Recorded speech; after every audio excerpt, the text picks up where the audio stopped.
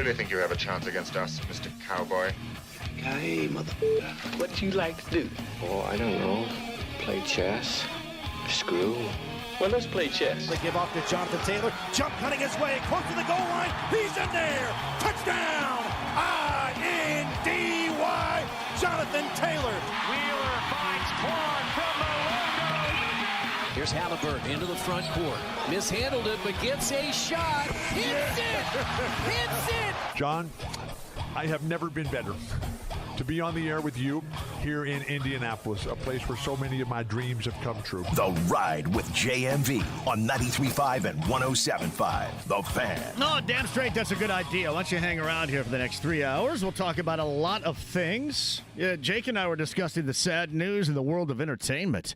Just a generational ex-icon right there, Malcolm Jamal Warner. That is incredibly sad. I know, too, that a lot of people, and for good reason, I guess, I don't know so much about the show, but certainly regarding the personality himself, you view the Cosby Show much differently now than you did back in its heyday.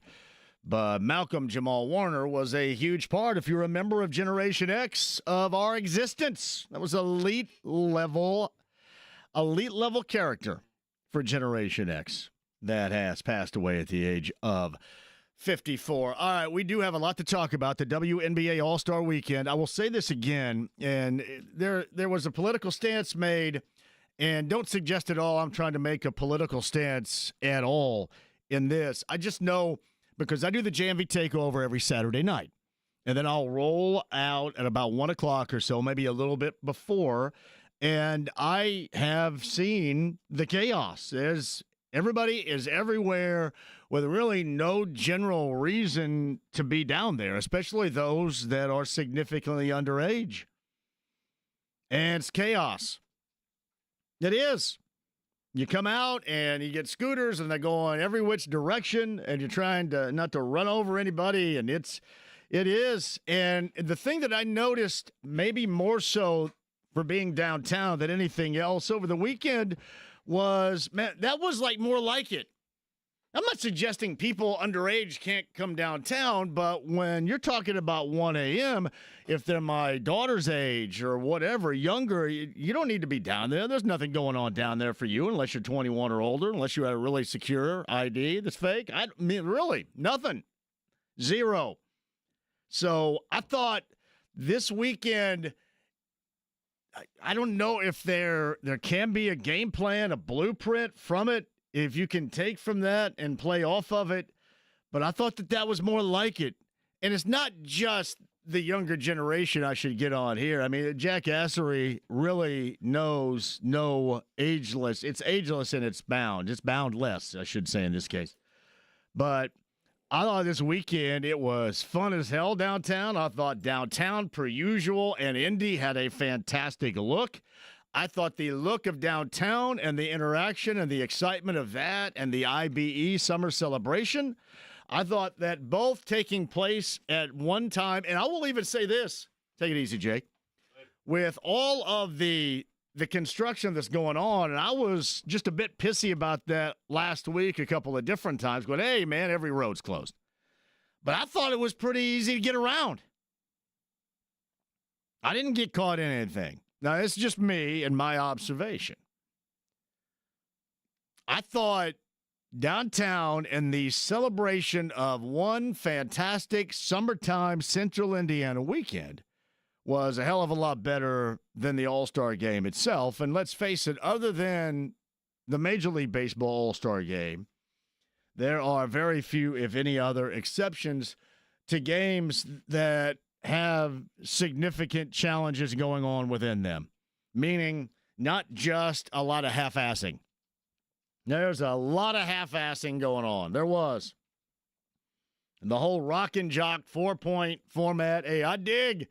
I would want to pull up from 4 points. It's not like I'd want to pull up from 4-point range, but I don't think anybody would want to watch it. And, you know, outside of a make and outside of maybe those first couple of times, you go, okay, this is tired. And believe me, it was on, and I didn't get to really soak up at all, but you could just kind of tell that WNBA All-Star Game was very much so like the NBA All-Star Game, where you're searching for a reason to just kind of hang out because it isn't even a glorified pickup game. And just like the NBA. You look for reasons, and frankly, I don't know how many reasons there might be out there. But overall, that really didn't matter to me. Now, obviously, it was a point with the pregame T-shirts for all the players to wear. Yeah, Kelsey Plum, whatever that, what's her name? Kelsey Plum? Why has she got such an issue with Caitlin Clark? A little bit of jealousy. I know that there's a great deal of jealousy across the board, but dang. I'm not trying to tattletale here, but let me go ahead and tattletale here. I mean, at least Caitlin Clark was actually in a meeting with the commissioner. I'm going to tell you this, and right or wrong, Caitlin Clark is really holds the key to what the rest of the individuals in this league want out of all this. Hey, Caitlin Clark is the key master, like it or not. And I know many don't like it, evidently. But she is the key master because you saw a significant change. We rarely, if ever, talked about it. And then she gets here, and now we're probably wearing you out on it. I know it wears me out on it. But we probably do wear you out. And believe me, I'm all for when your contract's up and you feel that you deserve a raise, then go out and get it. I don't know about who chose, what exactly was being said. Like the whole, just a form of solidarity to me would have been good enough. I don't necessarily know if you need to try to make that profound of a statement. What I would do if I were those in the WNBA, and this is what I wanted out of it, I would just get behind the keymaster and let the keymaster go to work. Because this has all transpired in the past little over a year, has it not? The level of interest. When she comes to town, the Fever come to town, you go from playing in somebody's auxiliary gym to playing in an arena. When she leaves town, you go back to playing in somebody's auxiliary gym. And like it, loathe it, lump it. Or better yet, maybe just go ahead and ride with it. I know some things may feel unfair, and there is that competitive balance, but you can always satisfy that on the floor. Just go out and try to whip a little ass. Just go out and play. But this is for the betterment of you and everybody else. I would get behind the keymaster. Now, I know Jeremiah Wheatley gives me the keymaster. That was the Rick Moranis character, I believe, in Ghostbusters, right? I'm thinking more the keymaster, if you remember this as well, this is another Generational X reference here. This is from Say Anything with John Cusack, was the keymaster, remember, at his senior party. The keymaster, and the bag full of car keys. But I would get behind Caitlin Clark and let them understand, okay, right now she is the captain of the ship. And if you don't like it, I'd lump it. I will say this, Kelsey Plum, right? I don't mind that there's some rivalry. I don't mind that part. It is kind of funny. And I think that she has positioned herself in this. And by the way, what I'm talking about is, making comments about why, when she was asked, they were wearing the shirts, the pregame shirts, and she took a swipe. And again, anytime you bring up Caitlin Clark, there's going to be like one side that's going to go, oh my goodness, I can't believe you mentioned and took a swipe at Caitlin Clark. And the other side's going to say, well, you know what? She's not Teflon here. Or you can take shots. It's something that's not going to go away soon.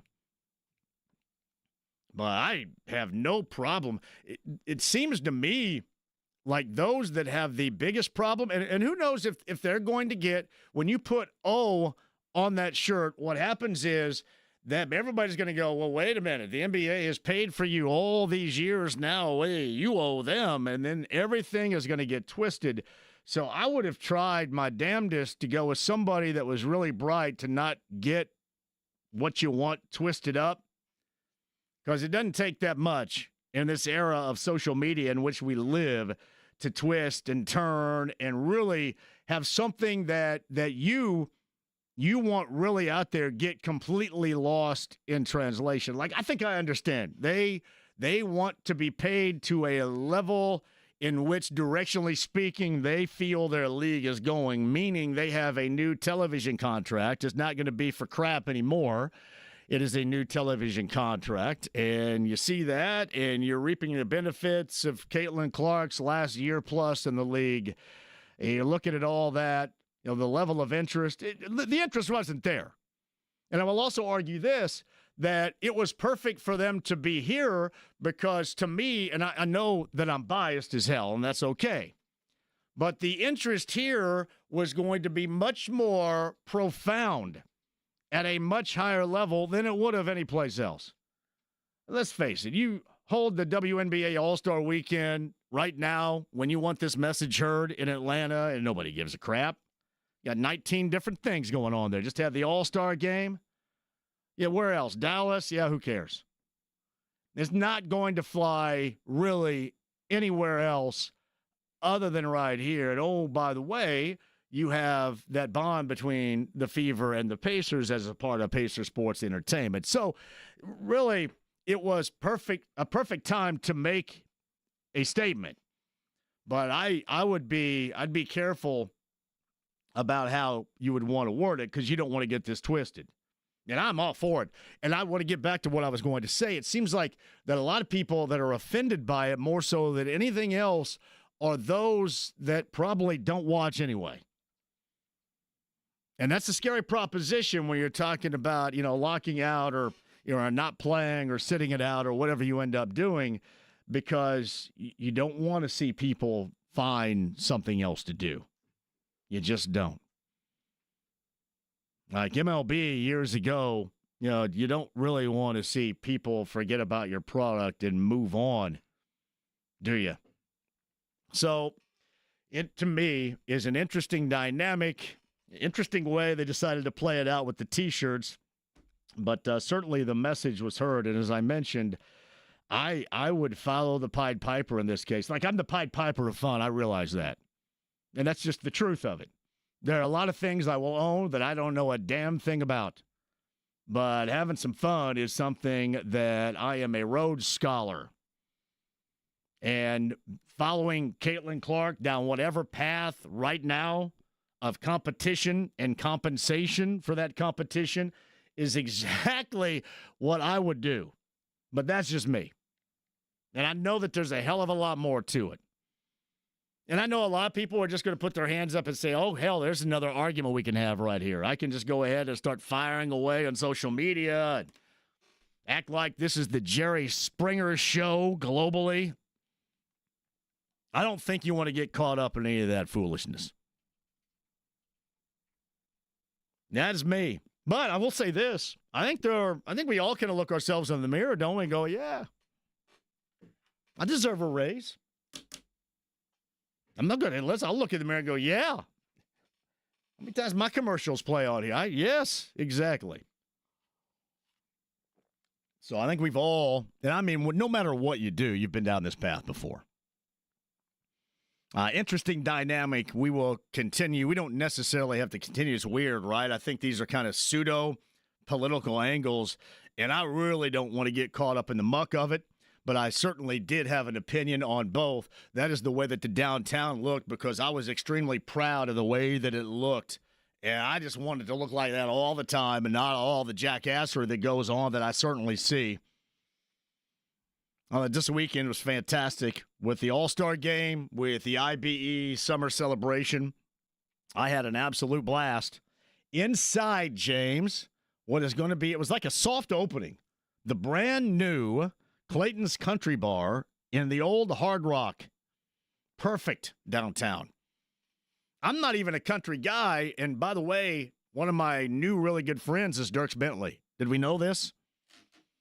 I did not know a Dierks Bentley song before we met in the back room at Big Red Liquors on Sunday morning. I had no idea. But he's a good dude. Really? Yeah, we get along well. Good to know. You know, the thing I said, I see you're rocking 31 waist Levi's right there, and I got really jealous of that. Well, now you have a new goal to get down I to. went home immediately like Seinfeld and scratched off the 2 and made it into a 1 on mine. I went, dang, come on, man. Because I think he's in his 50s too. But he was a hell of a guy. It's weird, right? This is something that I love to do, and you probably can tell. But I love to meet people. I love to hang out with people. And I love being a part of a different audience. So I'm there with Mindy Winkler, who is primarily, she's a part of this building, certainly, primarily on Hank FM. And I don't know a damn thing about this era, this day and age of country, nothing. I know some of the names, and really the only country music I know is because Clayton Anderson is my really good friend, and I like hanging out with him. But I learned a little bit about Dierks Bentley. He's a good guy. Now, all these country guys, good guys like that too, because we bonded immediately.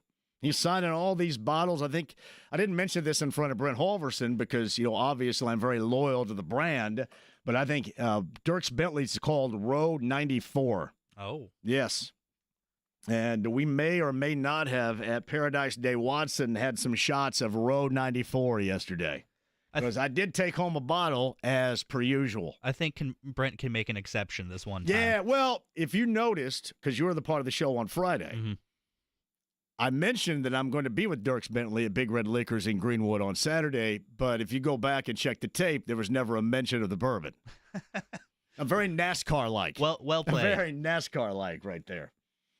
But nah, he was an extremely good dude. I know a lot of you went to his show at Ruoff on Saturday night. And I got introduced, and it ran for the first time on the JMV Takeover.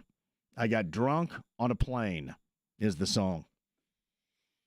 I got drunk on a plane. I don't really get it. I think he got left at the altar. Not really, but in the song, the dude got left at the altar, so he was washing away his sorrows while getting drunk on a plane. I got you. Yeah.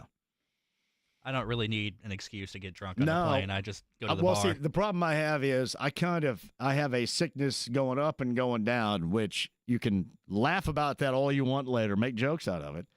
But when I'm coming down from a flight, for some reason, I don't do well with it. Interesting. I feel like I'm riding the Tilt-A-Whirl at the Fun Frolic in Bloomington back in 1985. I just always get a little bit nervous, and so a trip to the bar, little pick me up on the flight, I'm good to go. I've always been a big fan of the airplane bottles, though. The airplane bottles are legit. Ones? I love those, especially when they're glass, not when they're plastic.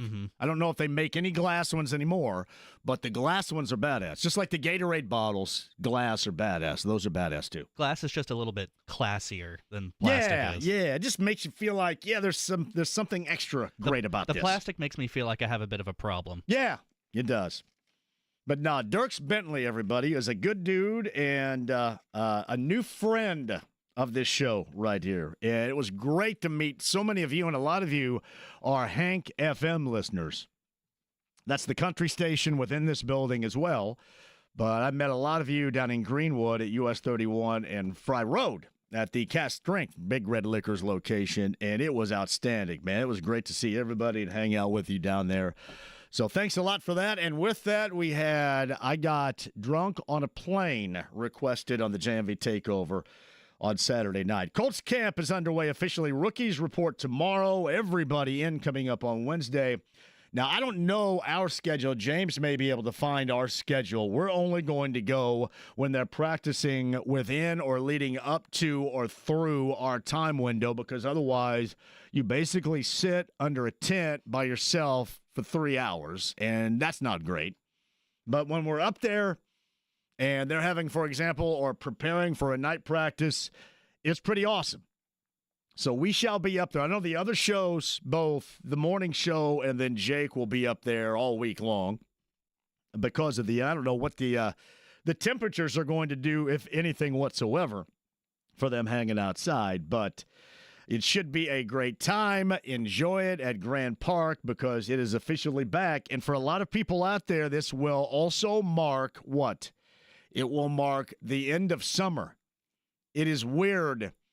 It just gets quicker and quicker, shorter and shorter, whether you're working or certainly if you have kids in school. It is about time to hustle everybody's ass back to school. This is really, when the Colts camp begins, it almost is the official ending of summer. Now, we'll still fire it up on the weekends, but the whole weekly thing kind of goes out the window, without a doubt. We'll talk about that. Stephen Holder's going to join us. He had the report late last week about Anthony Richardson. Business as usual for him. We'll talk to Stephen coming up at the 5 o'clock hour. The Brickyard 400's coming up on Sunday. Joey Logano, 11th in points, Team Penske. He's going to join us coming up, I think, at the 4 o'clock hour, sometime between 4 and 4:30 for Joey Logano for us. His 600th career NASCAR start was yesterday in Dover. So 601 coming up on Sunday, from what I gather. And that is the Brickyard 400. We'll talk about that. Joey Logano is going to join us from Team Penske. 1 win this season, 11th in the points standings right now for Logano, sometime at the 4 o'clock hour. I mentioned this to Jay because I know he had Pat Knight on the show. Bob Hamill passed away. Bob Hamill, for me and for those that grew up just like me, that you were an avid reader daily of the either Bloomington Herald Telephone or the Bloomington Herald Times. You know of his work. You knew of his relationship with Bob Knight. I knew all the writers. Just really awesome. Once upon a time, we haven't talked to him forever because he does a lot of political stuff. Once upon a time, I remember a byline because he worked there for a minute or two. Jason Whitlock was at the Bloomington Herald Times. But the names like Andy Graham and Lynn Hauser and Rex Kurtz, but certainly Bob Hamill was at the top of that list and synonymous with Bob Knight and IU basketball. And Bob Hamill passed away. That was learned yesterday. Hey, one quick thing before I hit a break and come back. Your calls at 239-1070. The email address is jmv@1075thefan.com. Inside the AAA membership lounge via YouTube Live, I'm always on the lookout for excellent content and programming. HBO has a new documentary on Billy Joel. That is, I don't care if you don't like Billy Joel. Give you a great example. And I didn't take my cue from Step Brothers, but I'm not the biggest fan of 80s Billy Joel. Especially later 80s. One, like the Nylon Curtain I can get with. I guess Glass Houses for the most part also is the very early, like around 1980.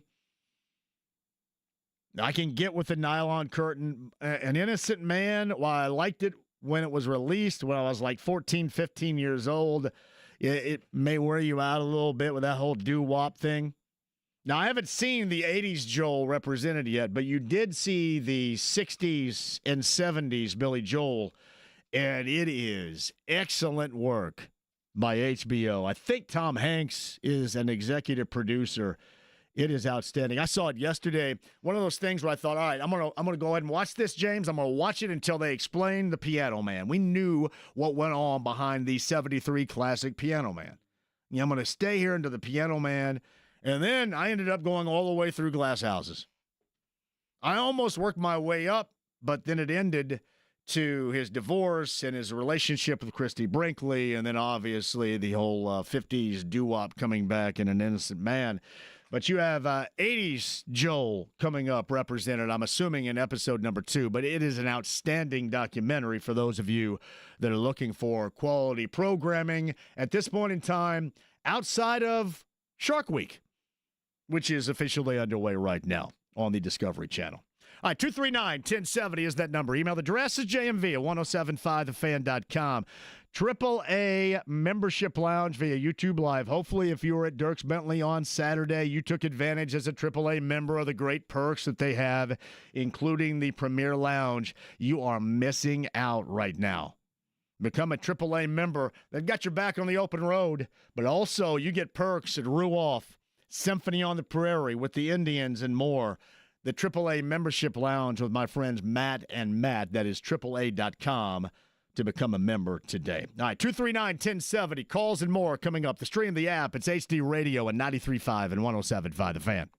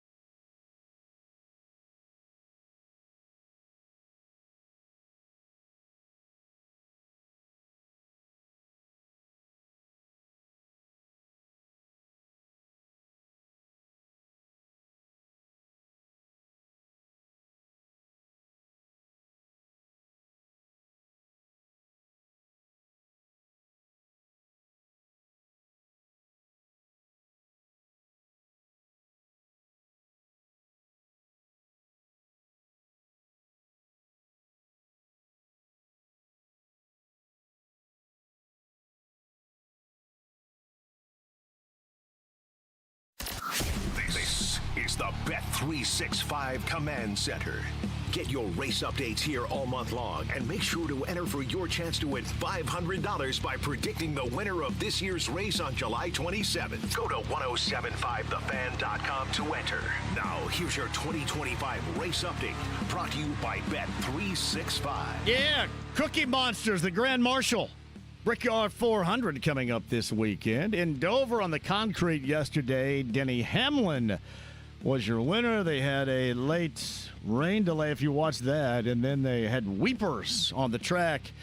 Got that thing dry, had a couple of wrecks in the overtime, and then it was Denny Hamlin with the win. Joey Logano, 11th in the point standings, joins us coming up in the 4 o'clock hour. Brickyard 400 weekend is upon us coming up this weekend. And we'll keep you updated right here at 93.5 and 107.5 The Fan. The Ride with JMV. The only time I have my radio on is in my car, and the only thing I listen to is JMV. 93.5 and 107.5 The Fan. The legendary Reb Porter's voice right there. And one of the reasons why I listens, my good friend, Dierks Bentley.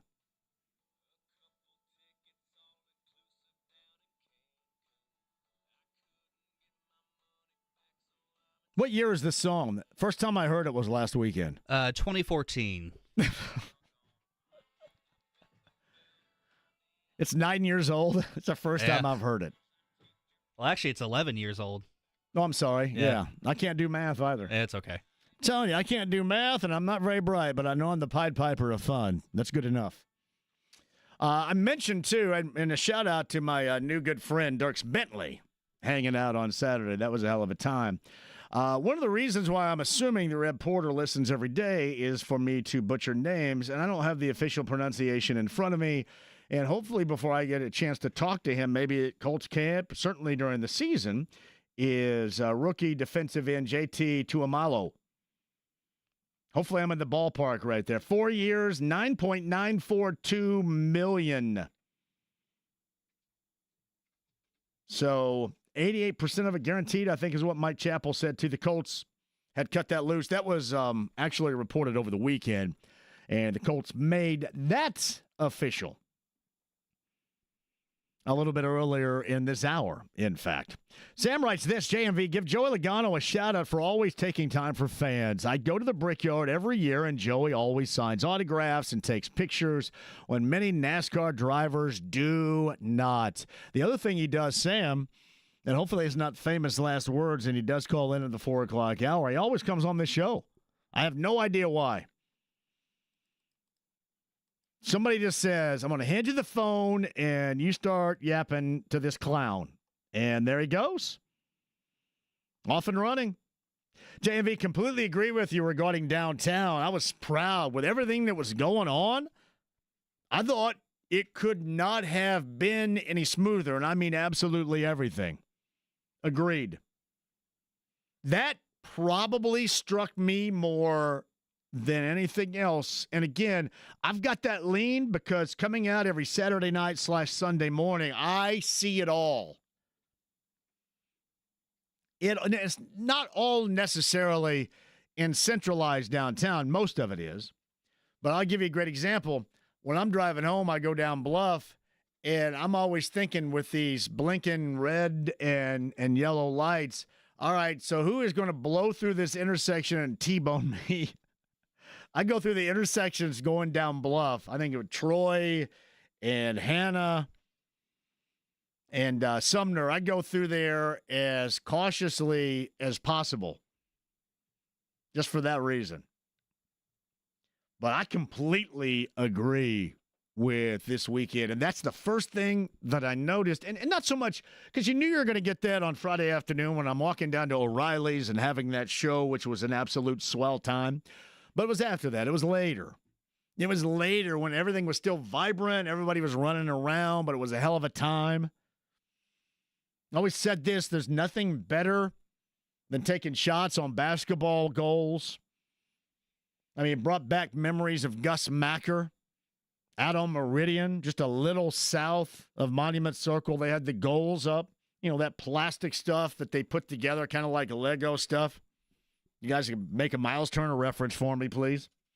You know, that stuff, what's it called? Is it parchment? I don't know what it is. It's like flooring that you used to play. That was always on the main court at Gus Macker, and it was unfortunate when it rained. It was the slickest stuff of all time. But they had that stuff down. Everybody was taking jumpers, multi-goals. It was a good time with some bad basketballs, don't get me wrong. But that's what you have to do. Those basketballs would probably make you, when you had that Voigt when you were little, seem like it was a top-shelf basketball. But it was a great time. I thought everything was fantastic. So well done by everybody. I know there are a lot of volunteers. But again, that and IBE Summer Celebration, it was fun. That is the type of weekend. But I also want to go ahead and point out that is more, maybe not for all the things that are going on, but just for, the enjoyment, even if just the enjoyment of your eye, you want downtown to be, like that. And what I mean like that is without high levels and certain levels of jackassery. So I don't know if that was just that, and probably is just that special weekend when, they make sure that they do it and do it upright. But that's what maybe caught my interest more than the warm-up T-shirts, more than just an all-star game, which is an exhibition where nobody plays hard. Baseball is really the only one, and we saw that last week. And you end up throwing something that is described as gimmicky in, but I enjoyed the home run hitting contest, or the swing-off, as they called it last Tuesday night in Atlanta. I mean, you do you go up there and, the pitcher wants to pitch, and unless you're, who was it? Was it Chano Park that gave that home run years ago to Cal Ripken Jr., and it was like a big, fresh meatball floating up to the plate? Normally, the pitchers want to get you as much as the hitters want to get you. And as I mentioned with the Major League Baseball All-Star Game, if for nothing else in the swing-off last week, you could, because they told you in the interviews before they went out there and did it, but you could tell that there was a level of nervousness because it was new and unusual. And all these people are watching for the first time, and you didn't want to be the one to blank it up. That part was cool to me. And you could tell it also meant something. Yeah, with the basketball ones, I don't know what you can do with that. They tried the 4-point shot. As much as we all loved it in MTV Rock and Jock basketball, I remember the days when Ja Rule would step back and shoot it from 5, 9, 12-point range. But that doesn't work either. And you get that, and the statement that the players were trying to make. Here's what I would suggest. I would suggest, again, as I described her as the key master, Caitlin Clark is the one that, kind of like the Beverly Hillbillies, up from the ground. When she got to the WNBA, up from the ground came the bubbling crude. That's where everybody can strike it rich, but you have to be able to handle it well. And there have been points when you can consider that everybody maybe hasn't handled this well. I said that from the outset. Don't blank this up. You can't. The same thing goes with Pacer Sports and Entertainment. And listen, I don't really have anything in it. Yes, I love basketball, and you can't charge me with, well, you just want to make sure that you can get them on the show. I can't remember the last time when we had somebody from the Fever on the show. I don't think James gets called back, do you? Ever get called? So that's not it. I recognize the circumstances. I'm all for trying to better your situation. I understand what is to come, but you still have to be savvy about how you handle it.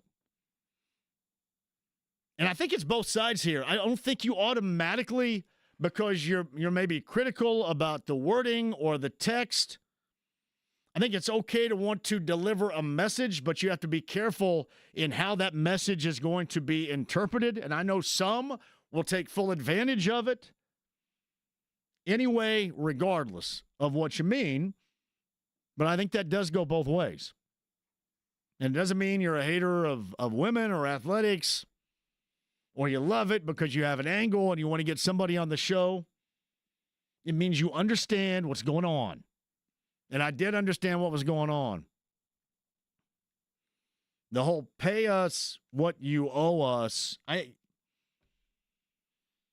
just wanted to see a form and expected to see a form of solidarity, but if I'm everybody from Kelsey Plum to anybody else, I would go ahead and play off of clearly the interest level that has been sparked with Caitlin Clark. It's okay to have rivalries too, because this is still at the end of it all about competition. It always has to be, because that's when you go away. That's why you go away from all-star games. You go, oh, look at all this jacking around. Why am I going to hang around for this? You could even tell in the all-star game, once it was realized that she wasn't going to participate, and that's just the way that it is sometimes. I'm sure to a degree, a lot of the NBA probably felt the same way. I'm assuming to a much lower level, but still a level, right? About Michael Jordan. Got sick and tired of the Jordan rules and all that. Both ways. How you handle it and, then how it's portrayed by the NBA.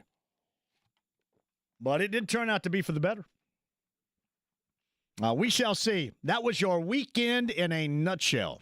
But what stood out to me was what I felt was job well done for downtown. And man, did downtown need it. Especially centralized downtown. I mean, hell, down by the Alexander or over a Mass Ave. I mean, you got a lot of things popping. Centralized downtown would not be one of them. It was a good weekend for it. Looked really good. So well done to everybody involved. Well done. Joey Logano, Brickyard 400 coming up this weekend. Joey's going to join us in the 4 o'clock hour. And Colts camp, rookies report tomorrow. Everybody else coming up on Wednesday. It is officially underway. And I know everybody's got all their questions. Stephen Holder joins us in the 5 o'clock hour. We're going to go over all of your questions of interest. What can be done? It is really weird that I have gone through the better part of 45 minutes on this show without mentioning the Pacers. On the other side, it's something that I think I broke ground on prior to, and I have reiterated this, so it's not an original thought of mine. But I'll get back to something, because clearly the rest of the NBA has decided to put this Pacer team in 25 and 26 to bed. I'm going to tell you why that's a good thing. That is a professional tease. We'll do that coming up on the other side. Sit tight, 93.5, 107.5 The Fan.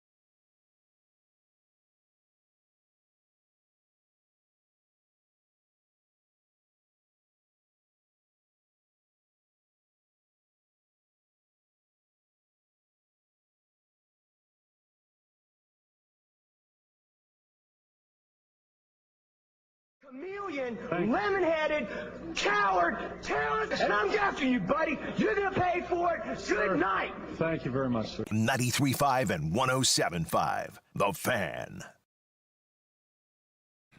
Yeah, I'm not going to cross my fingers. This with the Reds. 2 or 3 from the Mets over the weekend. With the Nationals later on tonight, I know I'm going to put up with Cubs fans like the Kenny family all up my rear end about the second best record in Major League Baseball being the Chicago Cubs. Look out for the Brewers, by the way. Goodness. Better check out what they're doing. This, I think, and I know we haven't discussed it too much. We've had so much stuff going on. We haven't discussed Major League Baseball, and we don't do a great deal of it anyway, but we'll fringe tap it. This has been an incredible season. There are, like, the Tigers have won 60 games to date. The Blue Jays, like, stirring the echoes of George Bell, Damaso Garcia, Lloyd Mosby, Jesse Barfield, God, Rance Mulliniks, Dave Stieb, Tom Henke, 3-game advantage, AL East. Cubs and Brewers battling out. Like, I think the Reds have had, I wouldn't say a fantastic year, but, you know, they're, 4 games above 500, 7.5 games back, I think a game and a half or so back in that final wild card. But you do, and you are able to talk about some teams that you wouldn't necessarily talk about. Cal Raleigh, his season to date as a catcher, a really good baseball season so far. Be better if my squad can finally get up off the mat. We shall see. I mentioned this as a tease. This is not an original thought of mine. I bring it up all the time. I do. I have a great deal of confidence in this Pacer team this season. Not to get back to the NBA Finals, not even to challenge for an Eastern Conference Finals, but to be a hell of a lot better than everybody suggests, because I don't know if you've noticed this or not, so we're going to move into a very quiet time. Yeah, the Chris Paul news going back for year number 21 with the Clippers today, but now it's going to be a very quiet time in the NBA. We had this discussion on a much higher level with Chad Buchanan going back a week and a half ago. But it seems like that everybody is just saying, you know what? This season, like I saw somebody mention, what a great year for the Pacers to have a top 5 pick or a top 3 pick. Huh? You think they're going to be that bad? This is like a Pacer fan, like a legitimate Pacer fanboy. They're going to be in high lottery situation. Am I completely wrong about what I see in this group? Without Halliburton for the entire year and without Turner forever? I felt I've had a pretty damn good gauge on it. When you start talking lottery expectations, what a good, I'm sorry, that's not good for anything. That sucks. And not only does it suck, but to me, I just don't understand the mentality here. That's how bad everybody believes. Now, I will say this, as I teased that going into the break, I think this is beneficial for a Pacer team that normally does what? That normally plays much better when they are counted out. Well, we saw that how many times this year? And I know that this coming year is going to be much different than what we witnessed this past year. But it does seem like that this group has and will thrive with those that have little to no belief in them. I don't know if it's a trigger effect or what, but I dig it. And I know you do too. And that is absolutely perfect for this market. In fact, the Colts could play a little bit of a tune out of that this season. They're widely written off. And for good reason, because you just, hey, I'll believe it when I see it. 2 years ago, we said the same damn thing about the Pacers. But it seems like you galvanize a fan base that with the Colts right now, at best, it is splintered. We have excitement about the return of football, but it is obviously splintered. And then you have a Pacer fan base where some of, these so-called fanboys are believing high lottery. That would be great. I don't think there's anything great. That would mean that what we talked about with this team and this team concept and what has been built and what has been constructed, if you are a high lottery selector, if that's the type of season that you have, that is, to me, an elite level disappointment. Pacer conversation at a time when you're probably not going to hear very much out of it. Our golf outing is coming up and coming up relatively quickly. I'll explain how you should and you better be involved with us because it's going to be great. As we get closer and closer to the month of August, Joey Logano is scheduled to call us coming up here in the next 30 or so minutes as well. Stephen Holder, Colts camp opens up for the rookies tomorrow. Official report on Wednesday. And then here we go. That and more. 239-1070. Your calls on the other side. Yeah, Nathaniel has a great point. I'll double back to that coming up too. Joey Logano, Stephen Holder. Don't go anywhere. 93.5, 107.5 The Fan.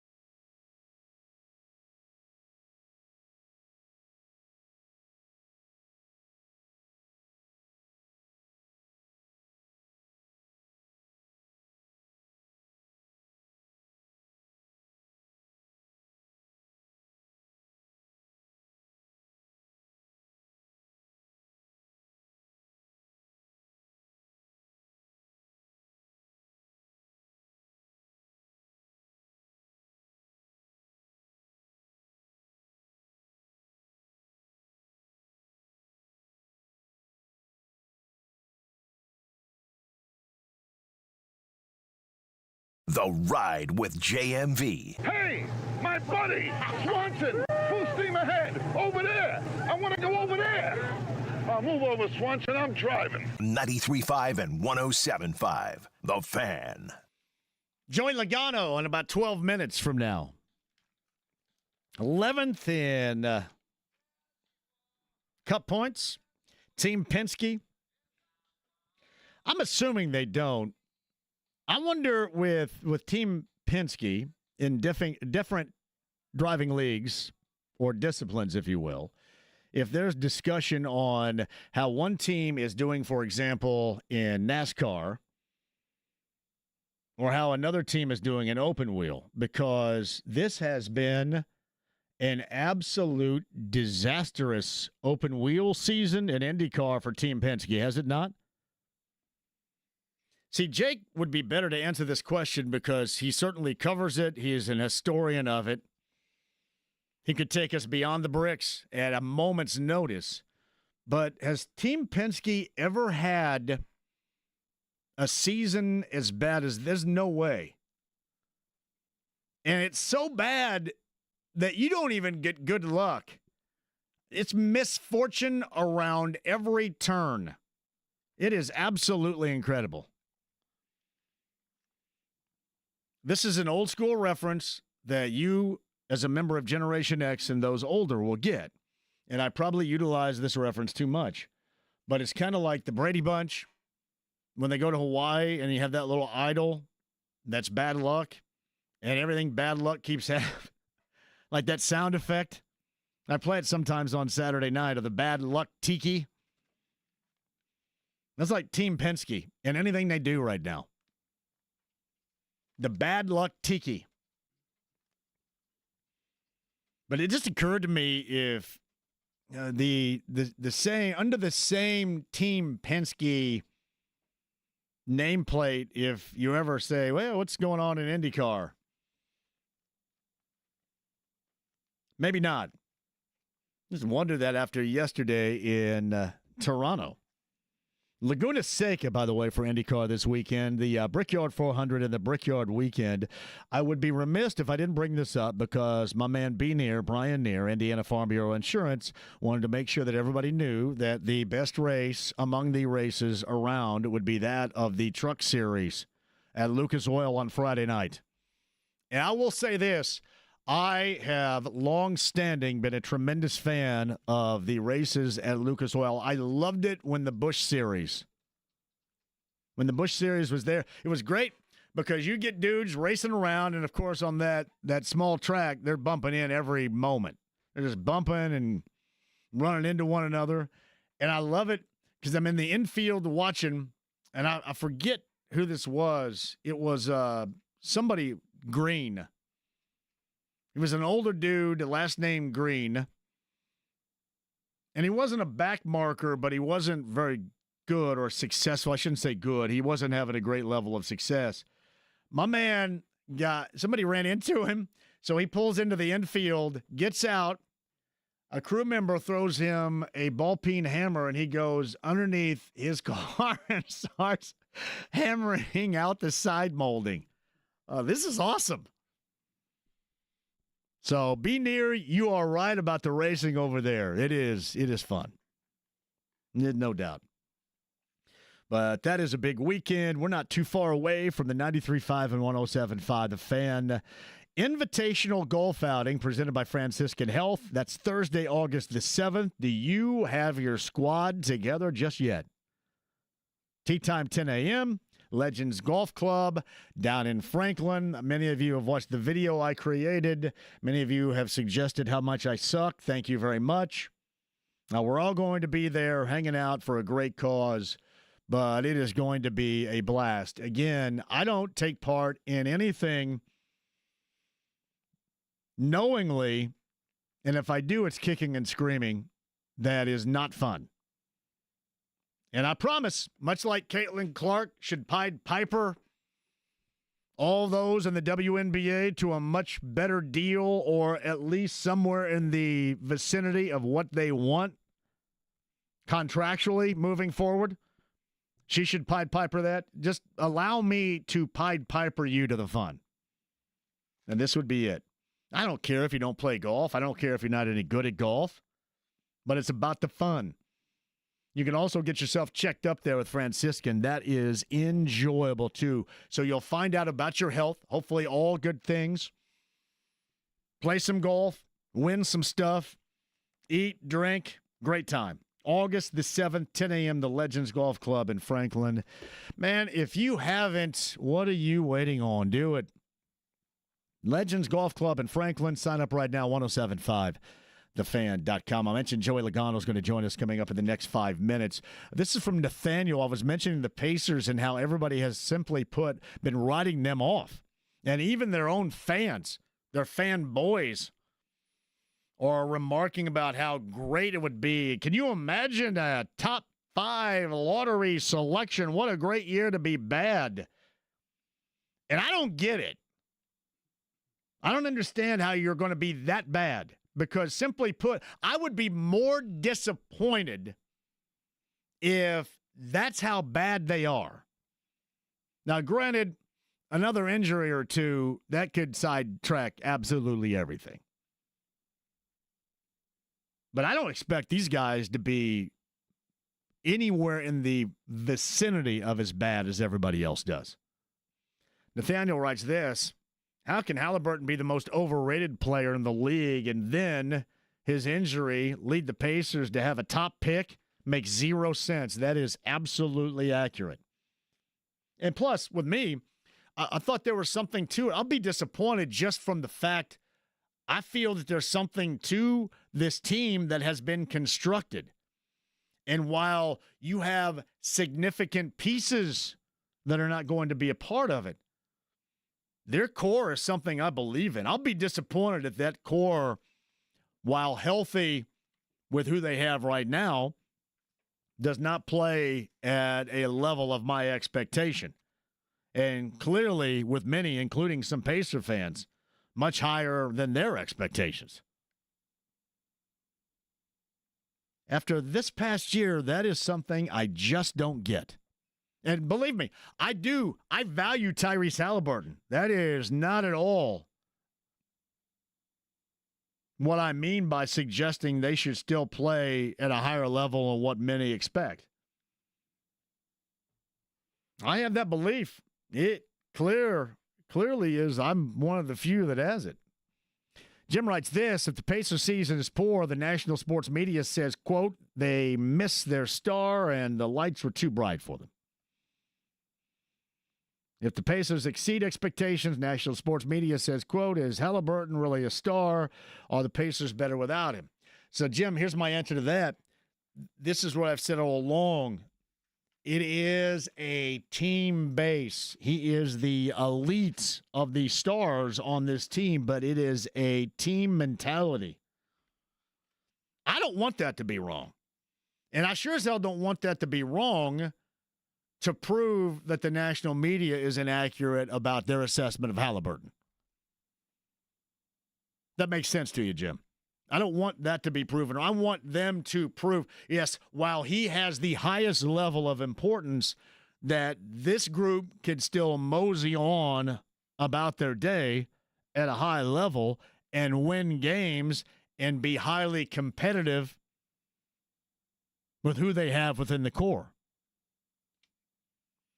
That's my belief, and I'm going to stick to it until there is a reason no longer to stick to it.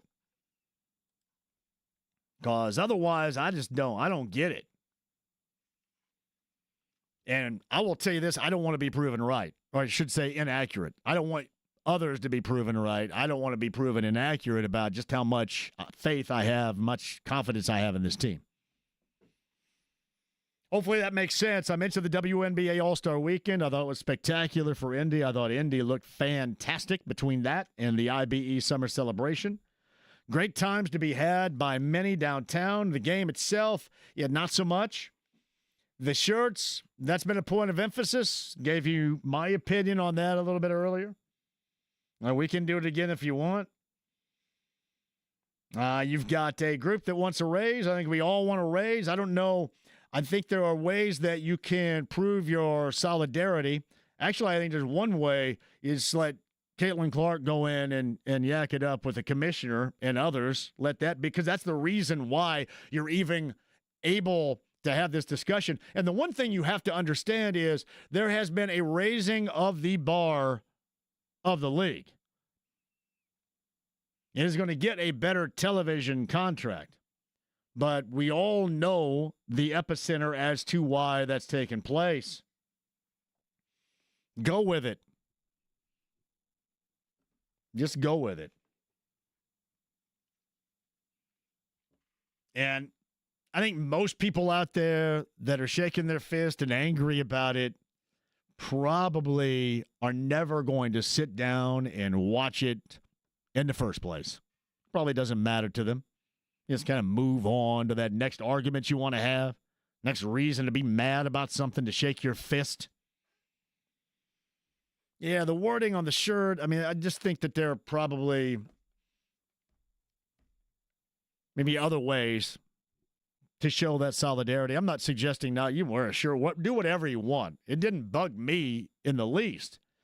But I would want to make sure that the message cannot constantly be misinterpreted or taken someplace else.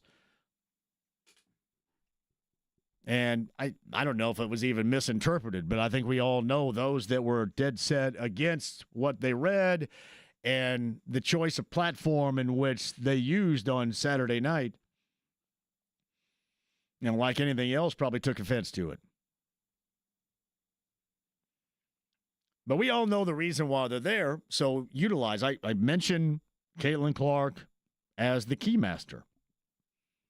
That's the reason why. Go with it. There are plenty of opportunities to be competitive on the floor. I mean, hell, you saw a more competitive game. Was it the WNBA All-Stars versus Team USA last year? Remember how competitive that was? That was actually a good game. Yeah, Saturday night, not so much. Fever back at it. And again, I never have anybody on from the Fever because I know James has reached out and nobody ever gets back. But I do understand where it is right now as far as the interest level of fans around here, and it is real. I thought it was a perfect weekend and a perfect time for that event to be held here because any place else, it just does not get the magnitude of the celebration and the hype that it did here. And that's just not with the locals. That's with everybody. This was the perfect place and the perfect time for them to have it. Just got to be a little bit careful with it. And then follow your leader. That'd be my thought. We can hit that too. I thought it was a great weekend overall, though. So well done by everybody around Indy. I just maintain I want Indy to be like that more than just like 1 or 2 weekends a year. The Liberty and the Fever coming up tomorrow night, as I guess they start the official, is it the official second half? Kind of the unofficial second half? Colts camp coming up, Grant Park tomorrow for the rookies, on Wednesday for everybody else. I know the morning show and Jake's show going to be out there. So Kevin and James, I think Jeff is still in Paris riding his bike. And Jake will be out there for the midday. So both shows will be out there for their practices. I'll be out there whenever there's a night practice, whenever there's a need for me to be out there. But I think a couple of different times I shall be out there. And there are certainly a lot of questions. I kind of compared the Colts situation to that of the Pacers. You know, a couple of years ago, nobody had any expectations. And you just said, yeah, prove it to me. And they ended up proving it to you. That's the Colts situation here, all the way around. Is kind of a prove it to you mentality. I will say this, this is a team that is not without talent. But when you talk about the quarterback, when that's your biggest question mark, your team is going to be one of the biggest question marks, and clearly that's what we have seen for the past 3 years. Meantime, on the Andy Moore Automotive Group hotline, 11th in the Cup Series standings, Team Penske.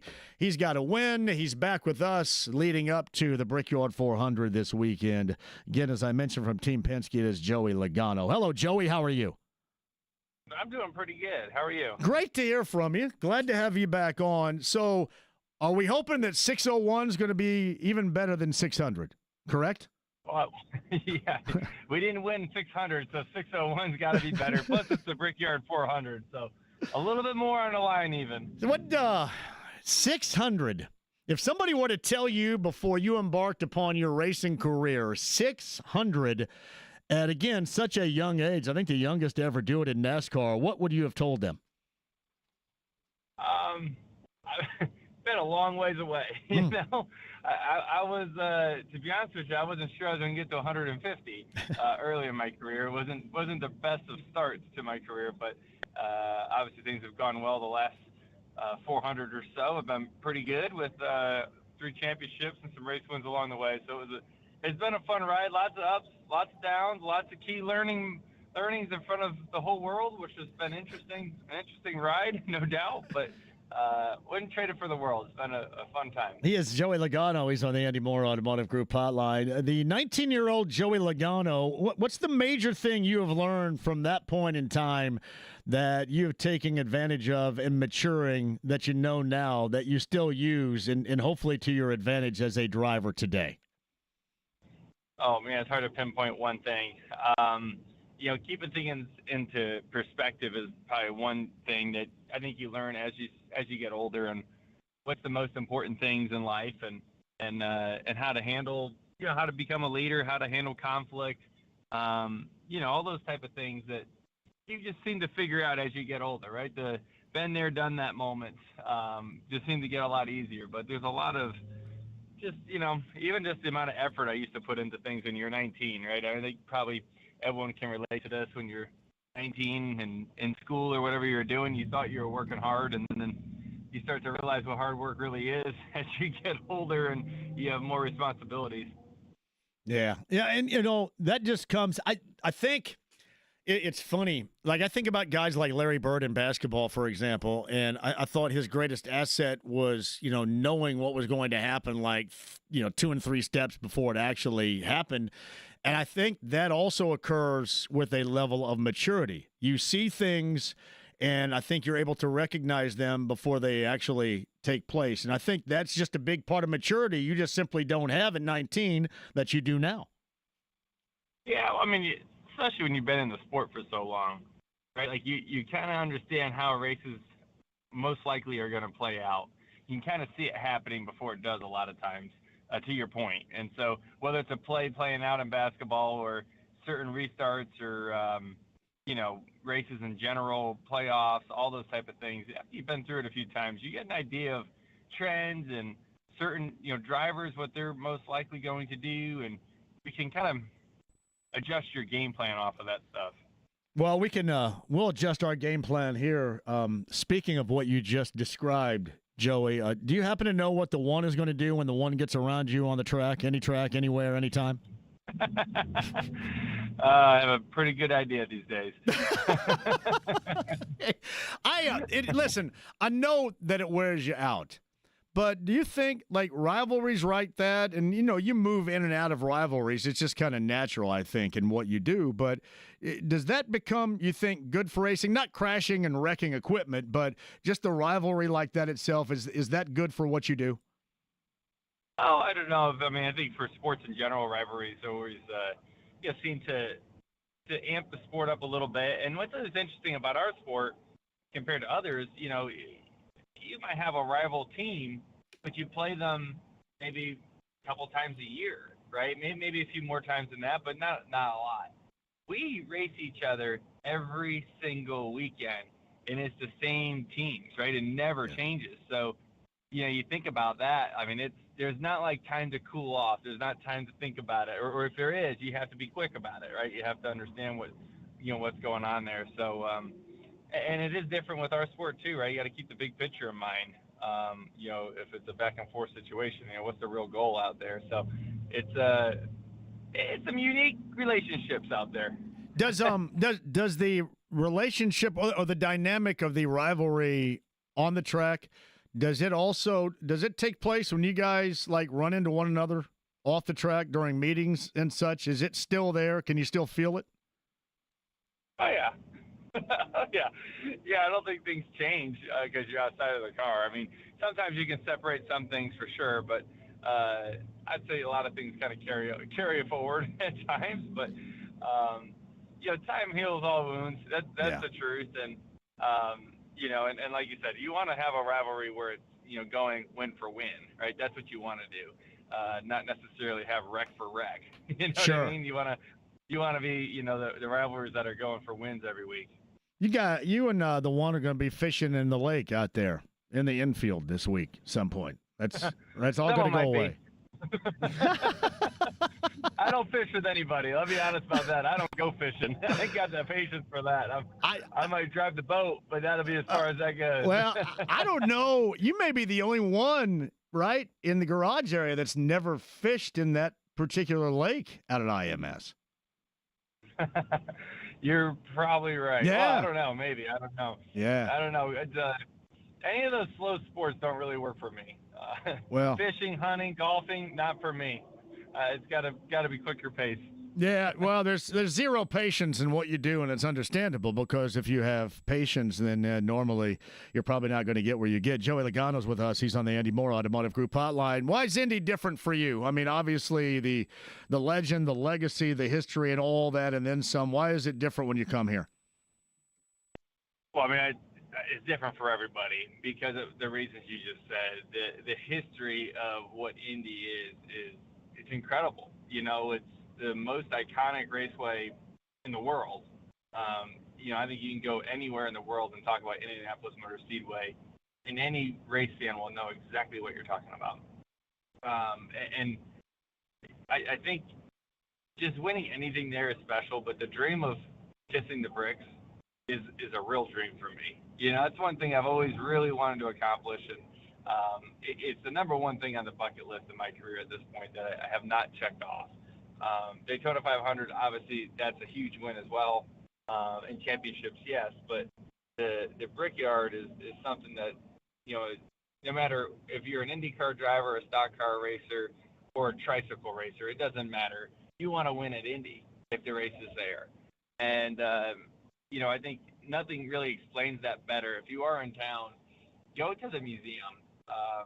Roger Penske, who bought the racetrack, who's also my boss, just did a tremendous job at redoing the Motorsports Museum there, and it is second to none. I mean, it is incredible. And if you have any question of what the history is of Indianapolis Motor Speedway, it's all there on display.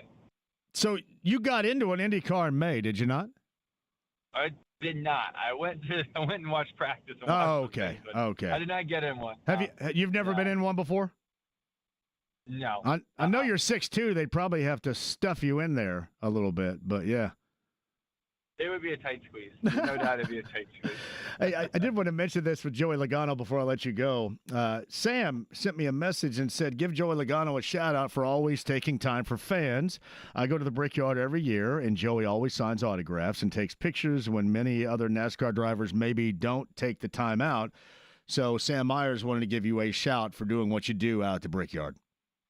Well, I appreciate that. I was a fan first, before I was a race car driver as a kid, and I always remember how cool it was to get drivers' autographs. And I also remember when a driver did not sign my autograph and how that felt too. And as a kid that remembers that, it's just stuck there forever. God does certain things in your life for certain reasons, and I believe it's a small one, yes, but I do believe that I may have gotten missed out on an autograph as a kid for a reason. And that sticks with me forever. Hey, can you tell us who it was? Yeah, it was Tony Stewart, but he's a good guy. I understand what happened now. As the guy that's in the sport, there's usually a lot of stress that goes along with after practice and qualifying. A lot of times you can be upset. I totally get it now. Yeah. But it was still a lesson learned for me, and it was good. He was never upset. What are you talking about? Never. I get it. He's been upset with me a couple of times since then, so oh well. Hey, the best of luck to you. I love it when you come in town because you're always really kind and come on the show, man, and talk it up a little bit. Go kiss the bricks for the first time there and have a little piece of history this weekend, and we'll catch up again soon, Joey. Thank you very much. Awesome. Looking forward to it. Thanks. Joey Logano of Team Penske's on the Andy Moore Automotive Group hotline. I almost said it wasn't Tony Stewart. I was also – did anybody think that it was going to be Tony Stewart that did not get him the autograph? See, now we got to get Tony Stewart on, say, hey, man. And by the way, the rivalry that I was talking about was with Ross Chastain. That has been going on. That is the one. It's interesting how all that happens. And he's absolutely right. It does add to it. Somebody get Tony Stewart on and we're going to say, hey, because clearly, how old is Logano? Is he 30-something now? 30, is he 30, 34? Somewhere in that neighborhood? 33? He is 35. 35. And he got that name just like that. That's set with him. Joey Logano, the podcast at 1075thefan.com. I mentioned the Colts report rookies tomorrow, entirety of the team coming up on Wednesday. They practice coming up, too, on Wednesday. And we shall talk to Stephen Holder about that and then some. Grand Park is the destination location for Colts camp. Stephen Holder of ESPN.com, top of the hour. 93.5, 107.5 The Fan.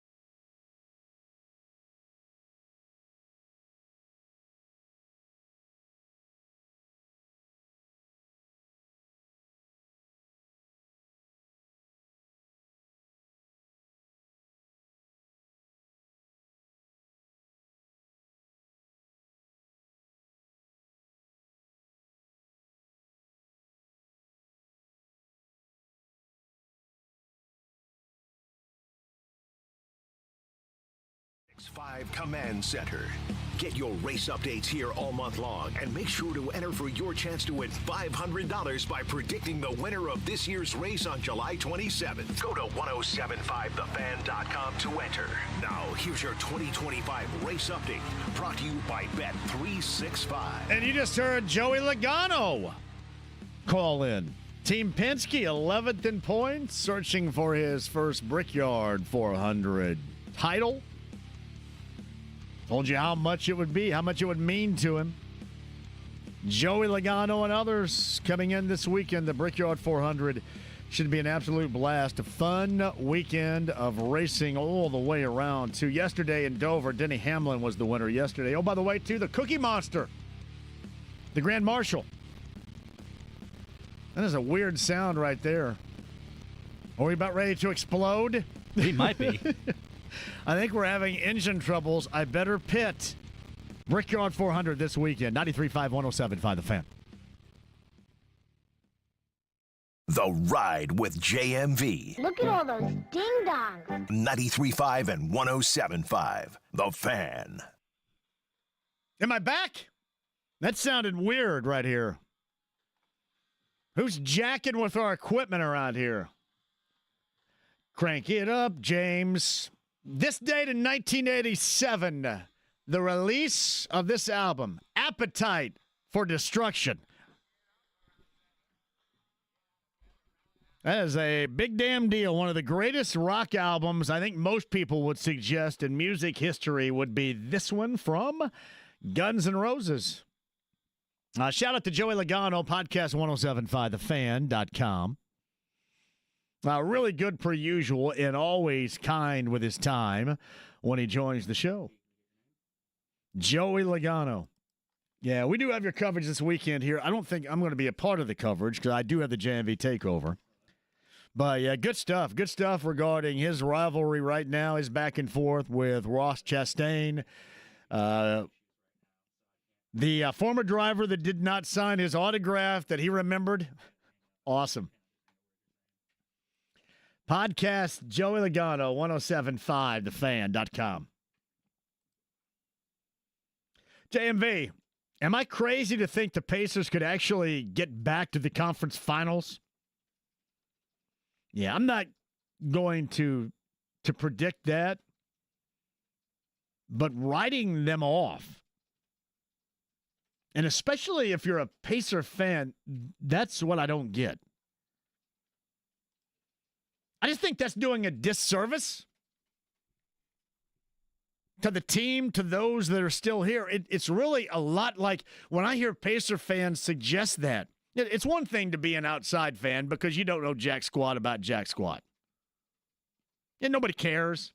You know, even the Pacers going 7 games, the limit in the NBA Finals, people don't care. But around here, you know, you understand.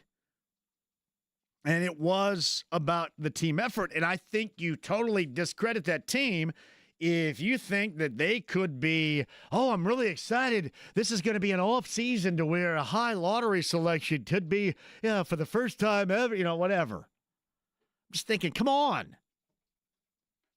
What did you watch this past year that you don't believe in? And don't get me wrong, without Halliburton, Turner's no longer a part of it. Miles Turner was a part of the reason that pissed me off with all this. Go to Milwaukee to be more competitive? That's what, listen, go to Milwaukee to get paid more. Go to Milwaukee because they haven't tried to trade you 9,000 times or signed another center over the top of you. All those reasons that you may have been holding a grudge, all that. Because the fans pissed you off, any of it. But not because you feel you're going to be more competitive. This is always, to me, an ultra-competitive group. And a team that I believe in. No, even beyond Tyrese Halliburton. No, his injury for the season has zero to do with Tyrese Halliburton either. And they are going to miss him significantly. But it's one thing. I think to be outside and think that or believe that. It's, to me, completely different if you're somebody that's been around it. JMV, I heard you brought up Major League Baseball and how interesting of a season this has been so far. What is most interesting to you? I did mention a couple of them. One, obviously, the 60-win Detroit Tigers, when I think basically, unless you're a Tigers fan, and this probably equates to what I just described as outside of this market Pacer fans, don't know jack squat about jack squat. Yeah, this is not like your 84 Tigers where you can name off nearly everybody's name. You probably can, I don't even know if you can name 5 Tigers. That's good. I think the Blue Jays, that's a hell of a story. They have a lot of legacy guys on that team. I dig the legacy dudes. You know, guys with last names that have had fathers that played in Major League Baseball.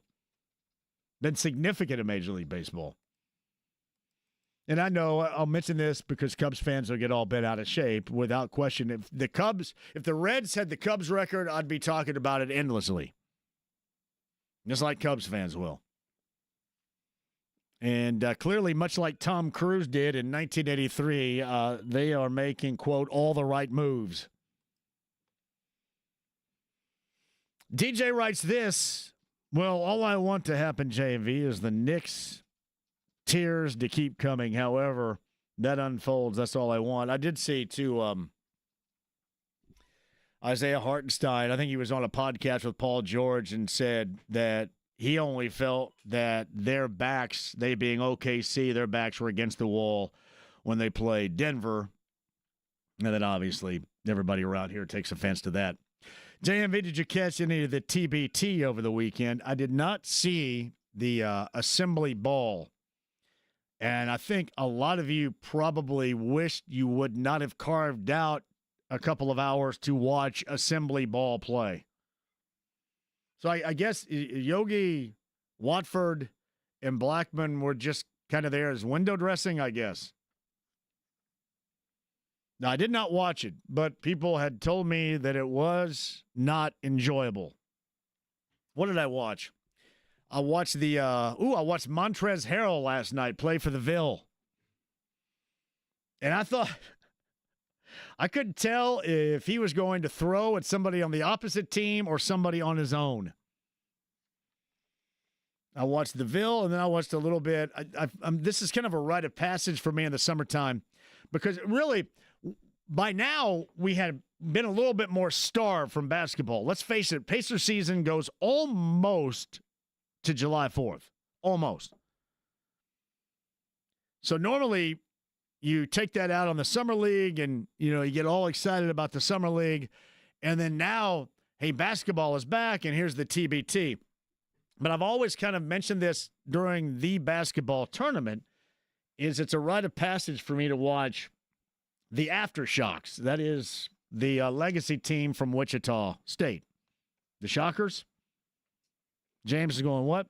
And I got to see what Connor Frankamp's hair looks like.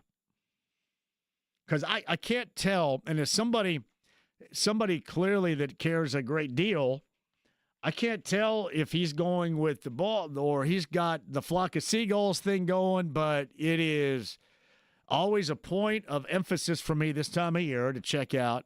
If you remember, Connor Frankamp played with some of the more enjoyable and successful Wichita State teams under Greg Marshall. Final Four team, matter of fact. I think, Frankamp may have been a little bit after Van Vliet and Baker. But I watched Wichita State's Aftershocks a little bit last night because I wanted to check out the hairstyle or lack thereof of Connor Frankamp. A little bit like me, man. He's going to go at it a little bit. The TBT.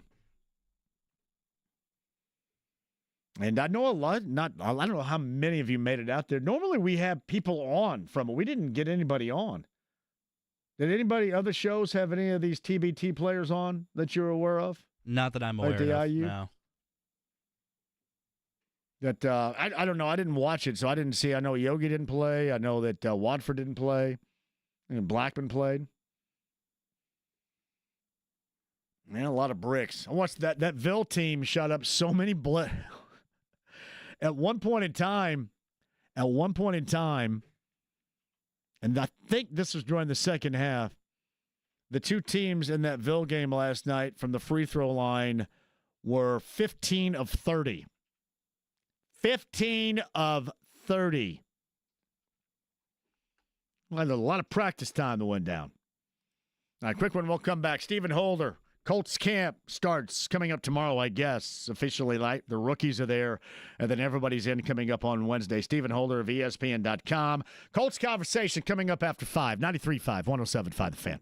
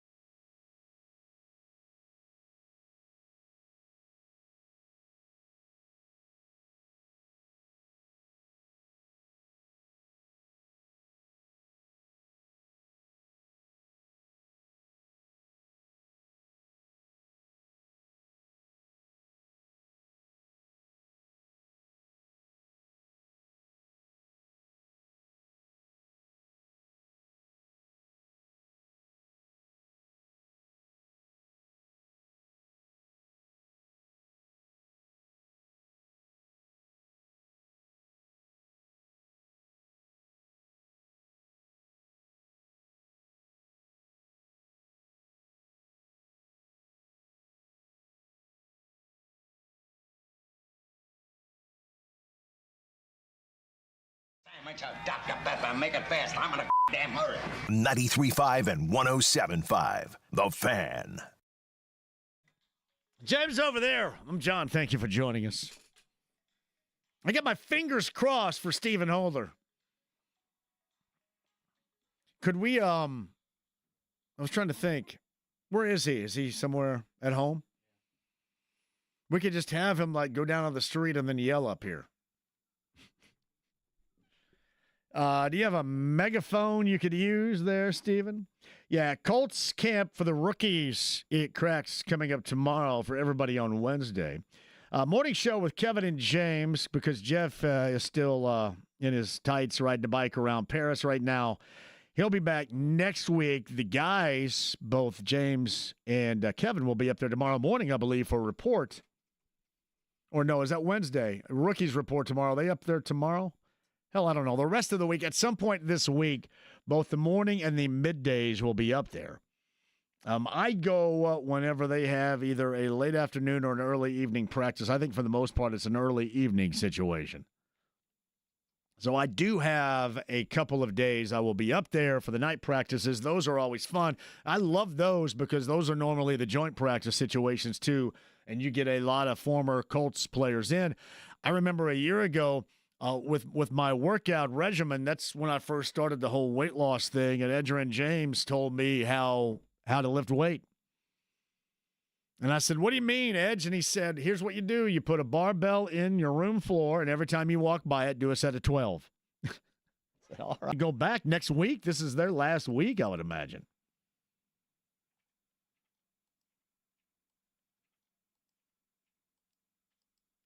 And it's the only sadness part. The other aspect of it is we're getting closer and closer to football. And, man, that has been such lost in the shuffle of the enjoyment of this Pacer season. Has it not? Really has. Just incredible. It's funny. I mentioned this a little bit earlier, and I get a lot of response to it. You go back to the end of the Pacer season, it almost went into July. That's how close that it was. I mean, they go 7 games. They go the limit in the NBA Finals. And then a couple of days later, you have the NBA Draft. And then the next week, it's, July 4th? That's what makes it so enjoyable. JMV, I agree with you regarding the WNBA All-Star Weekend. I thought downtown was as vibrant as I've seen it in a long time, and it's great that you do that when there's something that is going on that is meaningful like this, that's a big national event. But you wish that you had it like that just when we're around as well. I would agree. And, again, I have a pretty good point of view from when I bail out of here every single Saturday night. Yeah, that's what you want right there. I completely agree with that. That was a fun time. JMV, are you going to go see Earth, Wind, and Fire coming up on Wednesday night? I know that that's at Everwise. Indeed. I know Bare Naked Ladies and Fastball and Sugar Ray. I think McGrath was there last night. Good show. I'm going to go Earth, Wind, and Fire coming up on Wednesday. A lot of good shows still left. All right, quick break. We'll come back. Hopefully, Stephen Holder can join us. If not, it's going to be a lot of me yip-yapping for the next hour. Hey, by the way, too, I do have a site for you, a tavern tour stop on Thursday. And this is going to be a first-timer. Now, not the first time at the name, but the first time at this name's location. Tavern Tour Stop, month of July is coming up on Thursday. I'll tell you all about that. Hey, sit tight, don't go anywhere. Hopefully, Stephen Holder on the other side. Joey Logano just joined us from Team Penske. Brickyard 400 coming up this weekend. That podcast, if you missed any of it, especially his situation with Ross Chastain and who didn't sign an autograph for him as to the reason why he does it maybe more so than any other driver in the garage. Joey Logano's podcast, 1075thefan.com. Back with you next.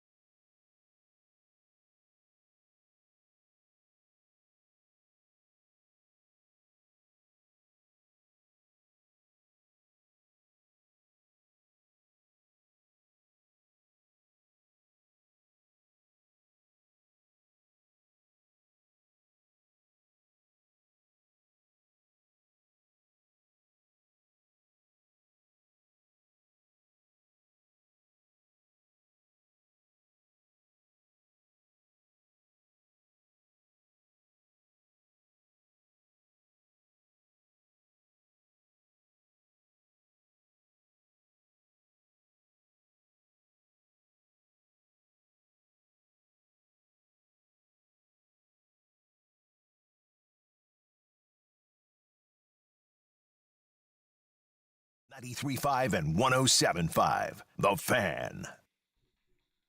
Oscar Clough jumpers, courtesy of the Purdue men's basketball X handle right there.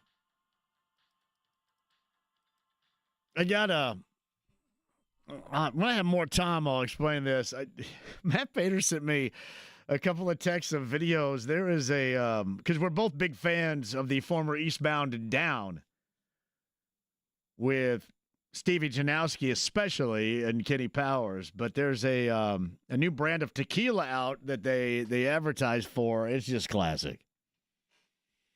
I respect that a great deal. Anybody that is down with Eastbound and Down is always down with me.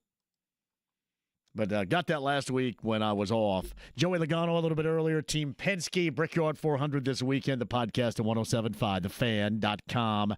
Meantime, at the Andy Moore Automotive Group hotline, his summer has officially concluded with Stephen Holder from ESPN.com as of tomorrow morning. Stephen joins us now. Hello, Stephen. How are you? Oh, thanks for that reminder. The summer's over. That. Thanks. Yes, officially. I mean, they're getting started early this year too. There's a bunch of camps already going on. I feel like we have until like the 27th, 28th, 29th. It's going to be the 22nd for us is when they're reporting. So, no, in all seriousness, I mean, I'm ready to go. I mean, this is going to be, I think, training camp number 20 for me in terms of covering the NFL. So I wouldn't know what to do with myself if I didn't have anything to do right now anyway. Well, and you're going to have a lot to do because you're going to get to document every single pass play, every single call, cadence, whatever, gesture on and off the field with quarterbacks. Are you ready? Are you excited for this? I mean, it's going to be a lot. I mean, look, I think you would much rather a team know what the heck's going on at quarterback and have all the answers at quarterback, right? But from our perspective as journalists covering this, I mean, it ain't the worst thing in the world. I'm not going to lie, okay? Because it certainly it offers intrigue, okay? Whether you like either player or neither player, it's certainly intrigue, okay? And there's nothing wrong with that when it comes to people paying attention. So, we'll be there to kind of hash it all out and document it, and I'm interested to see how this plays out. Where do you start? And we'll double back to the quarterback situation because you had that report last week with both Adam Schefter and then throughout ESPN regarding the return of normalcy, if you will, for Anthony Richardson. I want to save that here for a little bit further down the road. Outside of that position, though, you're going to hard target what's in your focus to start camp? Well, the guy I really am interested to see a lot of is Tyler Warren. I'm not necessarily as interested in the rest of that position group, but I am interested to see what he looks like, particularly when they put the pads on. I think he has a chance to really be a dynamic player with the ball in his hands in the open field. That's where I think they're really excited about getting him involved. So I guess tight end, but Tyler Warren specifically. The other thing is cornerback is a little bit of an interesting position. How does that all play out? Is Juju Brents a factor? Certainly Jalen Jones is going to be in the mix there. Charvarius Ward he's going to play pretty much every snap because he's the guy. But then, they've got a couple of young guys they want to look at. They've got a new draft pick back there. I do want to see how it plays out at that position. I think it could be interesting. So, there's a few things to watch, I think. So that's one offense and one defense for you. Yeah, he's Stephen Holder of ESPN.com, covers the Colts. Rookies report tomorrow. Everybody else coming up on Wednesday. Fan Morning Show, be there tomorrow. Kenny Moore is going to be a part of that conversation tomorrow in the morning. With the morning show, Jake will be up there. I'll be up there for the evening get-togethers a little bit later on during camp. But Stephen Holder's with us now on the Andy Moore Automotive Group hotline. It's one thing. I know that there's a great deal of trust in Bortolini, right, in Gonzalez, because we've been down that path before. You've seen a little bit of something. But the backup plan seems to be, I think that's worth watching. Is it not, whether we're talking about the rookie Jalen Travis or Blake Freeland being one mishap away from being significant pieces? Is that not concern, but something that you're going to judge and focus as well? You have to pay attention. There's no question about it. I mean, I think that tackle is a question. The tackle depth, offensive tackle depth is a question for the Colts. I mean, they feel good about what they've got starting. Certainly, Bernard Raymond has improved every single season. So that if that ascent continues, they're good there. Having Braden Smith in place at right tackle, I think, is a good thing. He is probably not the player he once was, but I think he's, when healthy, and I believe he's healthy, he's still a pretty formidable guy who can really help you in the run game in particular. So they feel good about that. But you're always one play away, from being in a tough spot. And I really think it's going to fall to Jalen Travis to kind of be the swing tackle if he can take it. The rookie that they drafted, I believe, in the fourth round. Yeah. Yes. I've been on vacation. He is one, and that's okay. I'm going to tell you what. I hope he's as good on the field as he is conversationally. He's a joy to talk to. First of all, if your daughter brought him home one day, a guy like that, right? You feel like you won the lottery. Exactly. Okay, this guy, Ivy League education. He started out in the Ivy League, went over to Iowa State, but has a Senate internship on his resume. Okay, the guy, he also, I think he's starting he's starting a nonprofit or something like that to work in the community. I mean, he's talking about a dream. But I do think that he's not just a guy who can just put words together. I mean, the word is that he can play and that they're excited about him. He's not a finished product, which is why he went in the fourth round. But he doesn't have to be. He's a little bit developmental, but you can be that and still be a good backup option there. Blake Freeland, we'll see whether he has taken a step forward. I think he needs to take a step if he wants that job. But Jalen Travis is the guy that I'll be watching at the outset in terms of tackle depth. Inside, I think they have more options and more to work with. But we'll see who kind of grabs hold of that. But they have some experience, at least inside. Jalen Travis's parents, according to Jalen Travis, went to high school with Prince, too. So there's some conversation to be had. Yeah. We discussed Paisley Park at length when he was on back in the spring. Love Paisley Park. No doubt about that. It's Stephen Holder on the Andy Moore Automotive Group hotline. Anybody going to receive any extensions over the course? Sometimes there's news regarding that. Anybody going to be that center of attention for a day or an hour or two coming up here? Right. The guy I'm watching is Bernard Raymond. I have not heard any momentum toward that, but I would argue that it makes a hell of a lot of sense to get that done. The alternative is you are doing that contract on the fly leading up to free agency next spring. And it ain't going to get cheaper unless, he takes a step back or something.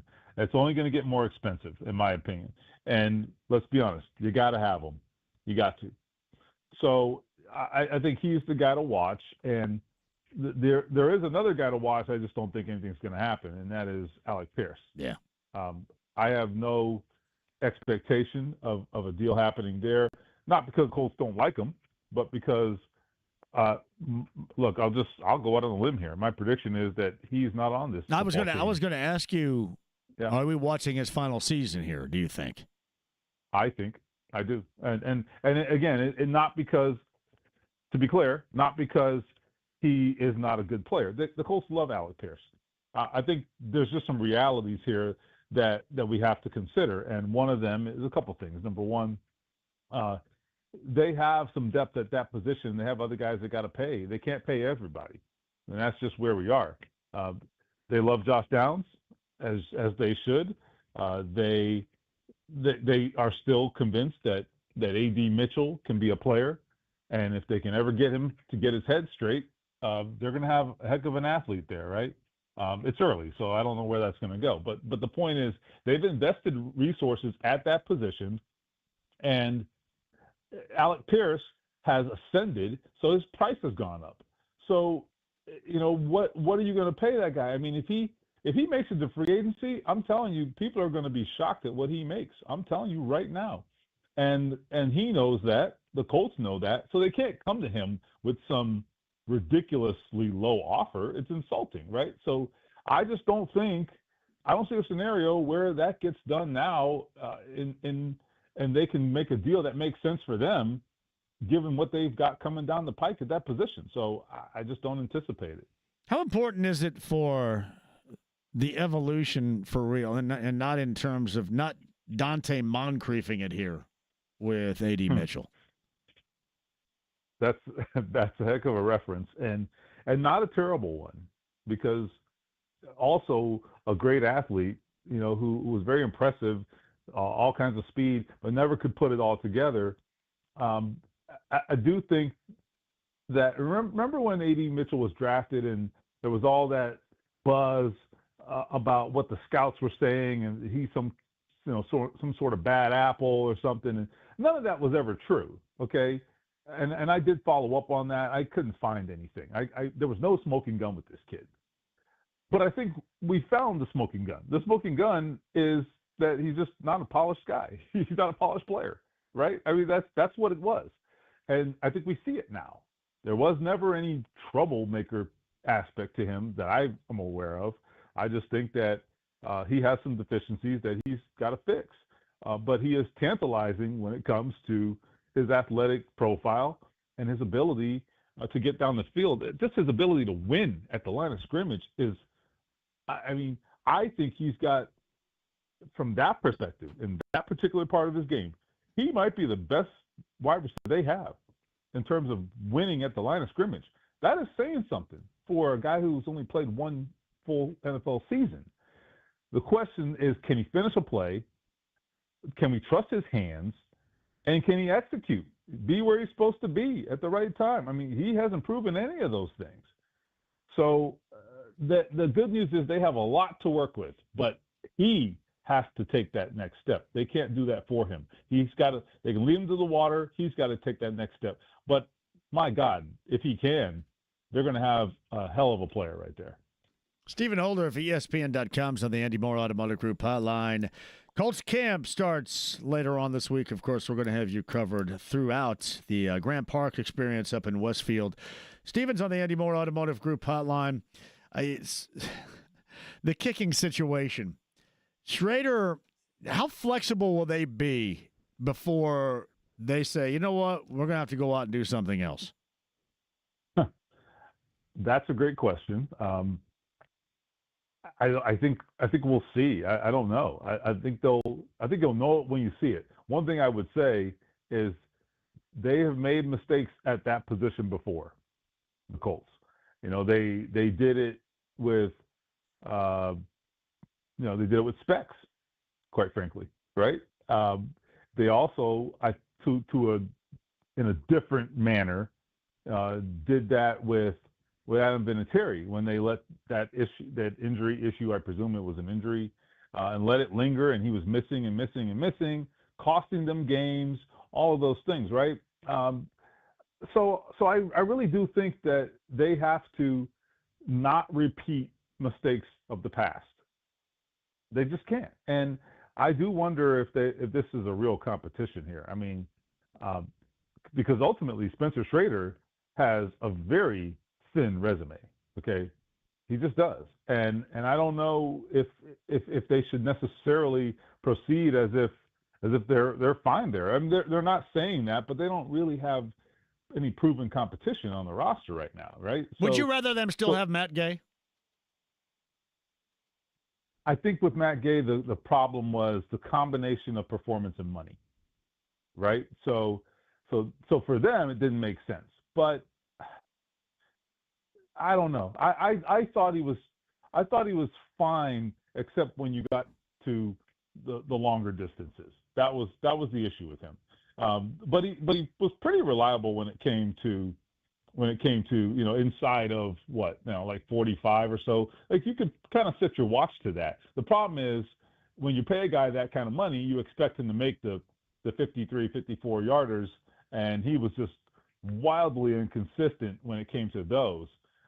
But I do think your question is a reasonable question. Like, taking the money out of it, would you rather have the proven guy? Maybe.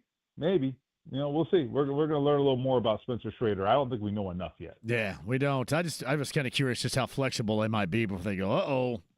I hope not too pull the flexible, lever on that bad boy here. Yeah. Yeah, that's gotten them in trouble. Quite frankly, it has gotten them in trouble. So we will find out if they have learned some lessons there, I think. Think Mooney has the chance to be the most talented corner that we have seen here? Is that fair to say? I mean, he should be up there. If he plays the way he played 2 years ago, the answer to that question is possibly yes. So last year, well documented, his young daughter passed away. He's been very clear that he was in a terrible headspace last year, okay? Because of course he was, right? So I'm giving him a pass on anything that happened last year. And he wasn't terrible. Okay, let's be clear. He was fine. But he wasn't an all-pro level player. 2 years ago, he was. So if he still has that in him, and I see no reason that he doesn't, if he still has that in him, they're going to have one hell of a player. There's no doubt about that. I'm very interested to see it. When I look back at my time, at least in town, I think the guy who comes to mind that I think is the best corner I've seen play here is Vontae Davis. During that stretch, maybe in 2014, where the Colts, I thought, were where that was a defense that, that was a good version of that defense, a really good version. And he personally had a great season that year. I think he was, I don't remember if he made All-Pro, but he was certainly a Pro Bowler back when the Pro Bowl kind of meant something. So, yeah, I think he could have that kind of impact. And we saw Vontae Davis that year basically take away half the field. They weren't throwing at him because the quarterbacks weren't stupid. Now, this guy could have that kind of impact. And I love this particular part of it is that Lou Anarumo is going to let him be him.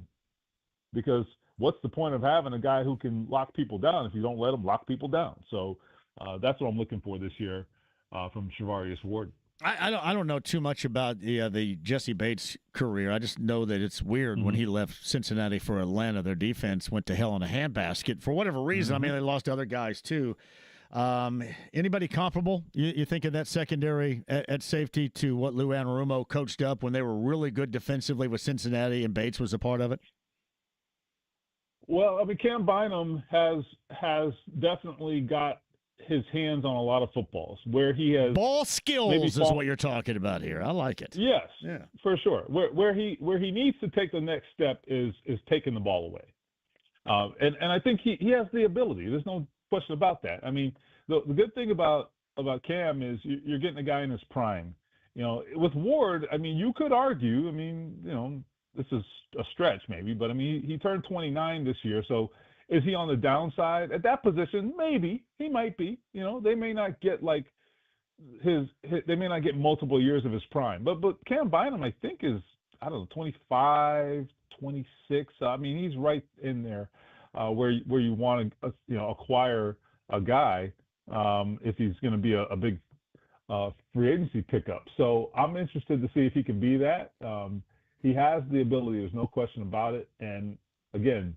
It really is about taking the ball away, and Bynum has talked about that to his credit. He has said that's the priority is taking the ball away. I'm looking at him now. I mean, he had 3 picks last year, which is fine. But here's the thing: he had 10 pass deflections last year. So I mean, he's around the football, he's getting his hands on the ball, but he wants to take it to the next level, and that means taking it away, getting those 4, 5, 6 picks this coming season. We shall end with a quarterback question. Which one of the top 2 in this case has more of a margin for training camp error?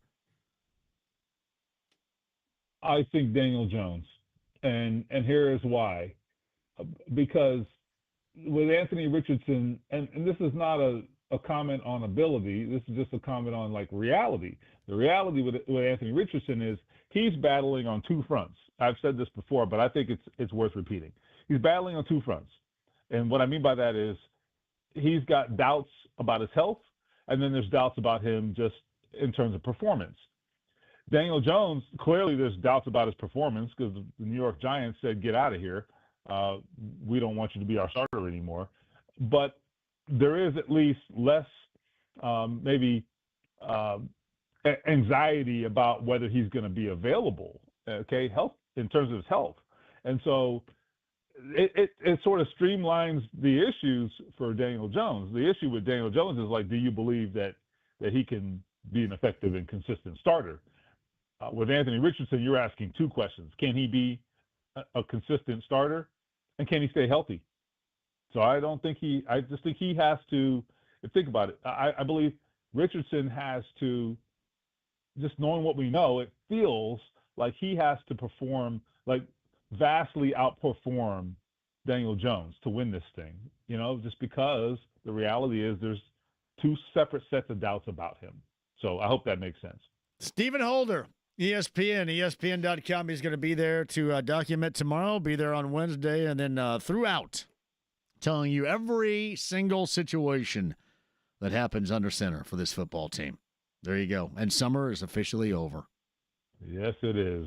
It was fun while it lasted. No, it's more over than the song Summertime by DJ Jazzy Jeff and the Fresh Prince. It is. That is correct. All right, I appreciate you. Thanks. And we'll see you up there when we get up there. See you soon. All right. See you soon. Thank you, Stephen. I'll Stephen come find Holder. You got it. ESPN, ESPN.com's on the Andy Moore Automotive Group hotline. It's funny. Obviously, the quarterback situation is that of the target main conversation.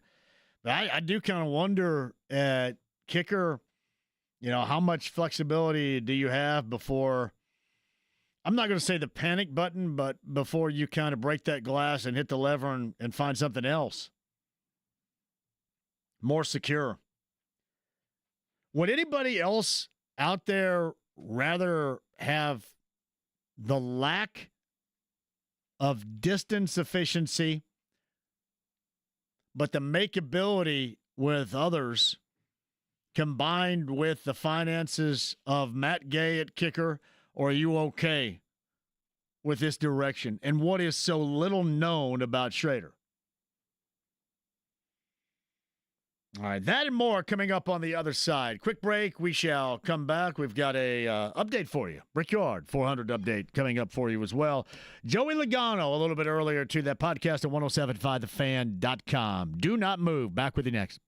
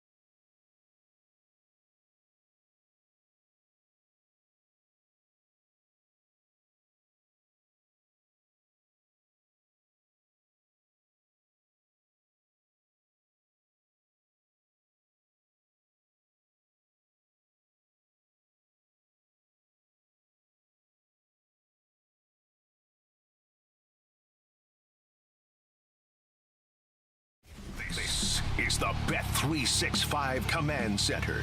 Get your race updates here all month long and make sure to enter for your chance to win $500 by predicting the winner of this year's race on July 27th. Go to 1075thefan.com to enter. Now, here's your 2025 race update brought to you by Bet365. Joey Logano a little bit earlier from Team Penske, 11th in the Cup Series points standings. Didn't really dig over yesterday. That was his 600th start in NASCAR. 601 is going to be at the Brickyard coming up on Sunday. And you can be a part of the entire racing weekend, certainly. And I'm reminded on the dirt with sprint cars coming up on Thursday night, I believe, is for that as well. Just what a weekend of fun in and around the area, and especially out at IMS, the Brickyard 400, and the Grand Marshal Cookie Monster from Sesame Street. There's your update. The Ride with JMV. Yippee-ki-yay, Mr. Falcon. 93.5 and 107.5. The Fan.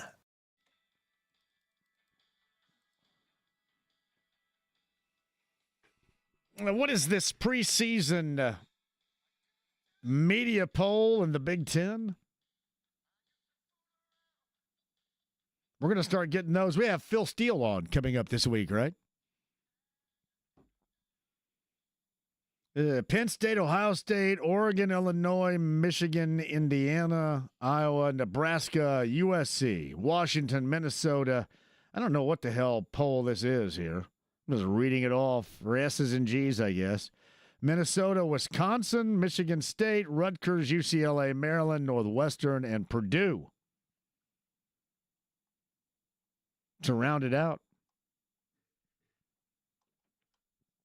What is this? What is it? On 3 Sports, the best of college sports. Right there. Just so you know, Stephen Holder, podcast 1075thefan.com. A lot of interesting stuff there. And I know he was the one that had the Richardson news where he was back to normal with the shoulder situation at the end of last week. I think we all are now with the understanding that going in, it is going to be a Richardson win it situation and a Daniel Jones losing his spot during training camp. It is a little, you would almost think that, and I know he's been given it and he's been injured and inefficient, but as we all noted going back to the spring, there's a reason why they decided to go down the path here with Daniel Jones, and it is you got to go in there and you got to. When I kind of laughed about it initially and thought, oh well, you got to see absolutely beyond a shadow of a doubt what you have in Richardson. But I think as we move throughout this process, it almost feels like that, much like that I have and that some of you have as well. You think you have a pretty fair understanding about what you have. And if you're really going to get it, if you're Richardson, you're going to have to go out there and win it. It's not going to be silver plattered for you. And there is a lot to prove. So that discussion on a podcast at 1075thefan.com. I do want to ask you this because I felt compelled. As I mentioned, I do Paradise Day Watson on the weekends and especially on Sunday. The Sundays have been mine, especially after the Pacer season. I want that in the summertime because I do work. And it's not like I'm working a jackhammer or anything like that. I have done that type of physical labor in the past, but I don't do it. I come in here and yip for 3 hours. I do an all-request Saturday night show every Saturday night and do it for 6 hours. It is enjoyable, and it's nothing like what most of you do, and I recognize that. So I'm not going to say, well, I'm so tired. And I do work all the time, which I enjoy. There's a reason behind it because I enjoy it. I took off, 3 days last week? And oftentimes I found myself wondering if I would have just been better off to haul my ass in and not take 3 days off last week. Because I do love this a great deal. But the one thing that I have noticed, we were talking about this yesterday at Paradise Day Watson, there is not, is this fair to say, not the normal start of the season football buzz with the Colts. It seems like that a lot of people, if there is an accepting of the situation, you have accepted until further notice, or much like how I just described Richardson at the quarterback position, until it is proven to you, you're going to remain a little bit more of a distant bystander. Is that fair to say? That's what it feels like to me. I give you a great example. We're comparing football, right? So with IU, it is IU fan. I cannot wait to get this started. And, here's everybody downplaying what we're going to do. There's the new Purdue coach that, is making light of the schedule. And Signetti's going to do it all over again, and you can't wait to get this thing started because of what last year was. And with Purdue, it's, the Barry Odom era has started, and we're fired up, even if we're predicted to be the worst team of the Big Ten. You are rebooting it. And with Notre Dame, it goes without saying, with Marcus Freeman, everybody now is a believer. And at the front of that line is one Kevin Bowen. But with the Colts, it's like, you know what? I'm going to hang out over here for a little bit and just wait and see what happens. Because you look at the schedule, and there's nothing that really jumps off the schedule for you. I will suggest that if there were schedules out there that would seem to be something that should be winnable for a group, because you don't have the exciting mammoth matchups here. So it just kind of seems like the Colts fans, I don't want to say standoffish, but you're just going to take more of a background, I'll believe it when I see it approach. Is that fair? Or were we just all conversationally BSing it up and having beverages on a Sunday? More time to discuss that, which I did not leave you with today. But we can have at it if you like, a little bit more until the top of the hour. Beyond the Bricks, top of the hour at 6 o'clock for you, too. And then we can do that the remainder of the week because it's now going to be more appropriate. We're going to discuss things like that. Going to stir up the excitement or maybe not so much? Quick break. We shall return, and we'll do that coming up for the final time. Beyond the Bricks, top of the hour. Got you covered until then. Tomorrow, back in studio. Thursday, on the road for a tavern tour stop and a must-attend event I've got coming up for you. Do not go anywhere. It's 93.5 and 107.5 The Fan.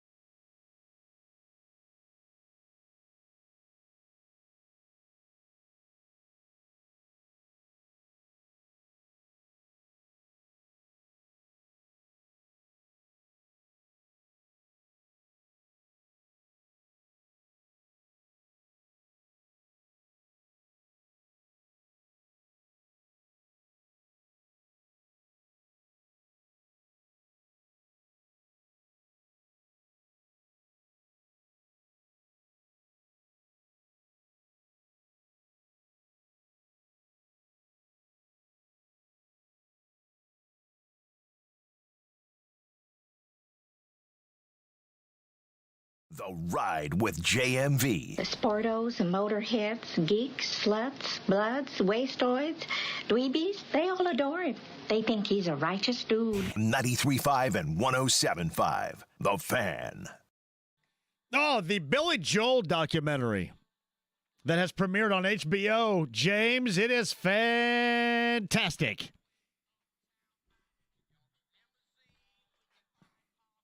I had no idea, and I'm a Billy Joel fan, but not a huge Billy Joel fan. I had no idea his first wife, Elizabeth, had such a big deal in him becoming a global superstar. No idea. And this is on Max, you said, HBO? Yeah, I just watched it on HBO. What's Gotcha. HBO Max? Is that? Well, Max is the HBO streaming service. Okay. I'm assuming it's on there too. Yeah, it used to be HBO Max, and now it's just Max. But I think they might be bringing it back to HBO Max. I have no idea. I pay $310 a month to watch that, and I have no idea what it is. 300 and why have you guys not kicked my ass for that yet? 310. 310 for how many channels do you actually use? I bet I watch on average every week about 10. Back and forth from 10. So how much money is that per channel? It is not good. Do not do the math on that. Seriously. You guys, if you guys see me in public and you want to dress me down and swing on me for doing that, do it, because I deserve it. 310. But the Billy Joel documentary is awesome. Now, much like, and I didn't take my cue from the film Step Brothers and Horatio Sands, I'm not the biggest fan of 80s Billy Joel. I do like the Nylon Curtain. Now, I think Glass Houses is effectively the very early, late 79, early 80s. I'm not a big fan of It's Still Rock and Roll to me. Everybody thought he was going new wave at that point. But I do like the Nylon Curtain. An Innocent Man, I liked when it came out in 83. And then the more I listened to it, the more I thought, God, this stinks. You know why? That's like the doo-wop, the 50s doo-wop, Billy Joel. But the 70s stuff is beyond belief awesome. And I would suggest this. If you're just a fan of music like I am, then even if you're not a tremendous fan of Billy Joel, if you get the opportunity, check that out. Is Justin going to dress me down for paying $310 a month for DirecTV? Hello, Justin. Are you mad at me? What's going on? No, man, I'm not mad at you at all. I'm paying $175 a month with DirecTV. You pay $175?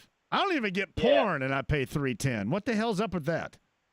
Man, you gotta work it. You gotta. How do I not get the Hustler channel and pay $310 a month? How's that work? If you're gonna cancel, they'll give it to you. well, he threatened. Hey, you think I should threaten and they give me free Hustler? Is that what you're saying? Threaten to quit? Man, I'm telling you what. Every 3 months, I call in to cancel, and they give me HBO, Showtime. They give me something free for 90 days. Well, and I just keep working it. I will say this, Justin. I have cable that is down my road now. I think Xfinity, there's an Xfinity box in my front yard that Xfinity decided to put in my front yard for whatever reason. So I think, and if I could probably advertise for Xfinity right now and get it for free and just cut it loose altogether. Yeah. I would guess, and then bundle it too, and then I'd get. I'm sure that Johnson County Fiber wouldn't like that. I could get rid of everything. Johnson County Fiber's been really awesome to me. I wouldn't want to do that, but. Right. Well, hey, speaking of that, you've been really awesome to me. I won tickets to Earth, Wind, and Fire. I'll be there Wednesday night with my 12-year-old daughter. Do you have them by now? Yeah, they showed up today. Okay, because I have called two people, and I want to make sure I didn't call you today. I don't think. But I called two people that won to make sure that they have their tickets. So I was going to call you as well. But you got your tickets today? Yeah, I reached out to Sienna this morning. Awesome. She called up really quick with an email. And she's a sweetheart. She is awesome at what she does, by the way. She's keeps really track good. of me. She knows I'm pretty inept. Yeah, she's really good. So I think I owe you a cocktail Wednesday night. Yes, you do.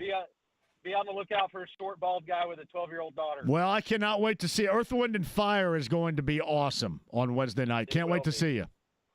All right, brother. Well done, Justin. Speaking of Earth, Wind, and Fire right there at 239-1070, is that Fulton that's on hold there? Hello, Fulton. Hello, John. How was your 26th birthday? I know. I think everybody knew. I think you were a global birthday sensation yesterday. Yeah, it was. Are you now? What's the deal with Earth, Wind, and Fire, buddy? I'm still going to be on stage with them on Wednesday. You're going to be on stage and I'm not? Is that true? If you want to come on with me. So wait a minute. You think that you can say, hey, wait a minute, Earth, Wind, and Fire, I'm on stage. Can you bring this random guy up from the audience? You can do that? I could do that. Oh, well, I'm going to be there. I'm going to be looking for you. I'll be there and be looking for you. So will Justin and his 12-year-old daughter. We'll all be there. Yeah, my mom got me tickets, so. I'll be for looking. my birthday. I'll be looking for you. Sounds great, and thank you very much for having me come on the show. You got it. And doing on the Home and Garden show, and it was a fun experience for me, so I enjoyed it. Did you come in here and sit in my chair? I did. You did. Yeah, it's not a very comfortable chair, is it? There are a lot of rear ends sitting in this chair daily. Yeah, it is. All right, buddy. Well, I'm glad you had a great 26th birthday. Happy birthday again. Thank you, John. I will see you on Wednesday. You got it. Earth, Wind, and Fire on Wednesday. Who's all going? Everwise Amphitheater. We all going? And he's taking his ukulele. They're going to let him in the door with that? Can you take a ukulele into that? Yeah, there's a random guy down there that's 55 years old. Can you bring his ass up here? James, thank you very much. Joey Logano of Team Penske earlier. Always, it's a tradition he call on the show the week leading up to the Brickyard 400. Podcast, 1075thefan.com. Stephen Holder as well. Busy week for you, too, including a tavern tour stop at Taylor's Pub off of Greenbrier with Kyle and the gang and Brent Halverson. That's Thursday. Back in studio tomorrow at 3, Beyond the Bricks. That's next. 93.5 and 107.5 The Fan. Have a great night. Thanks for listening.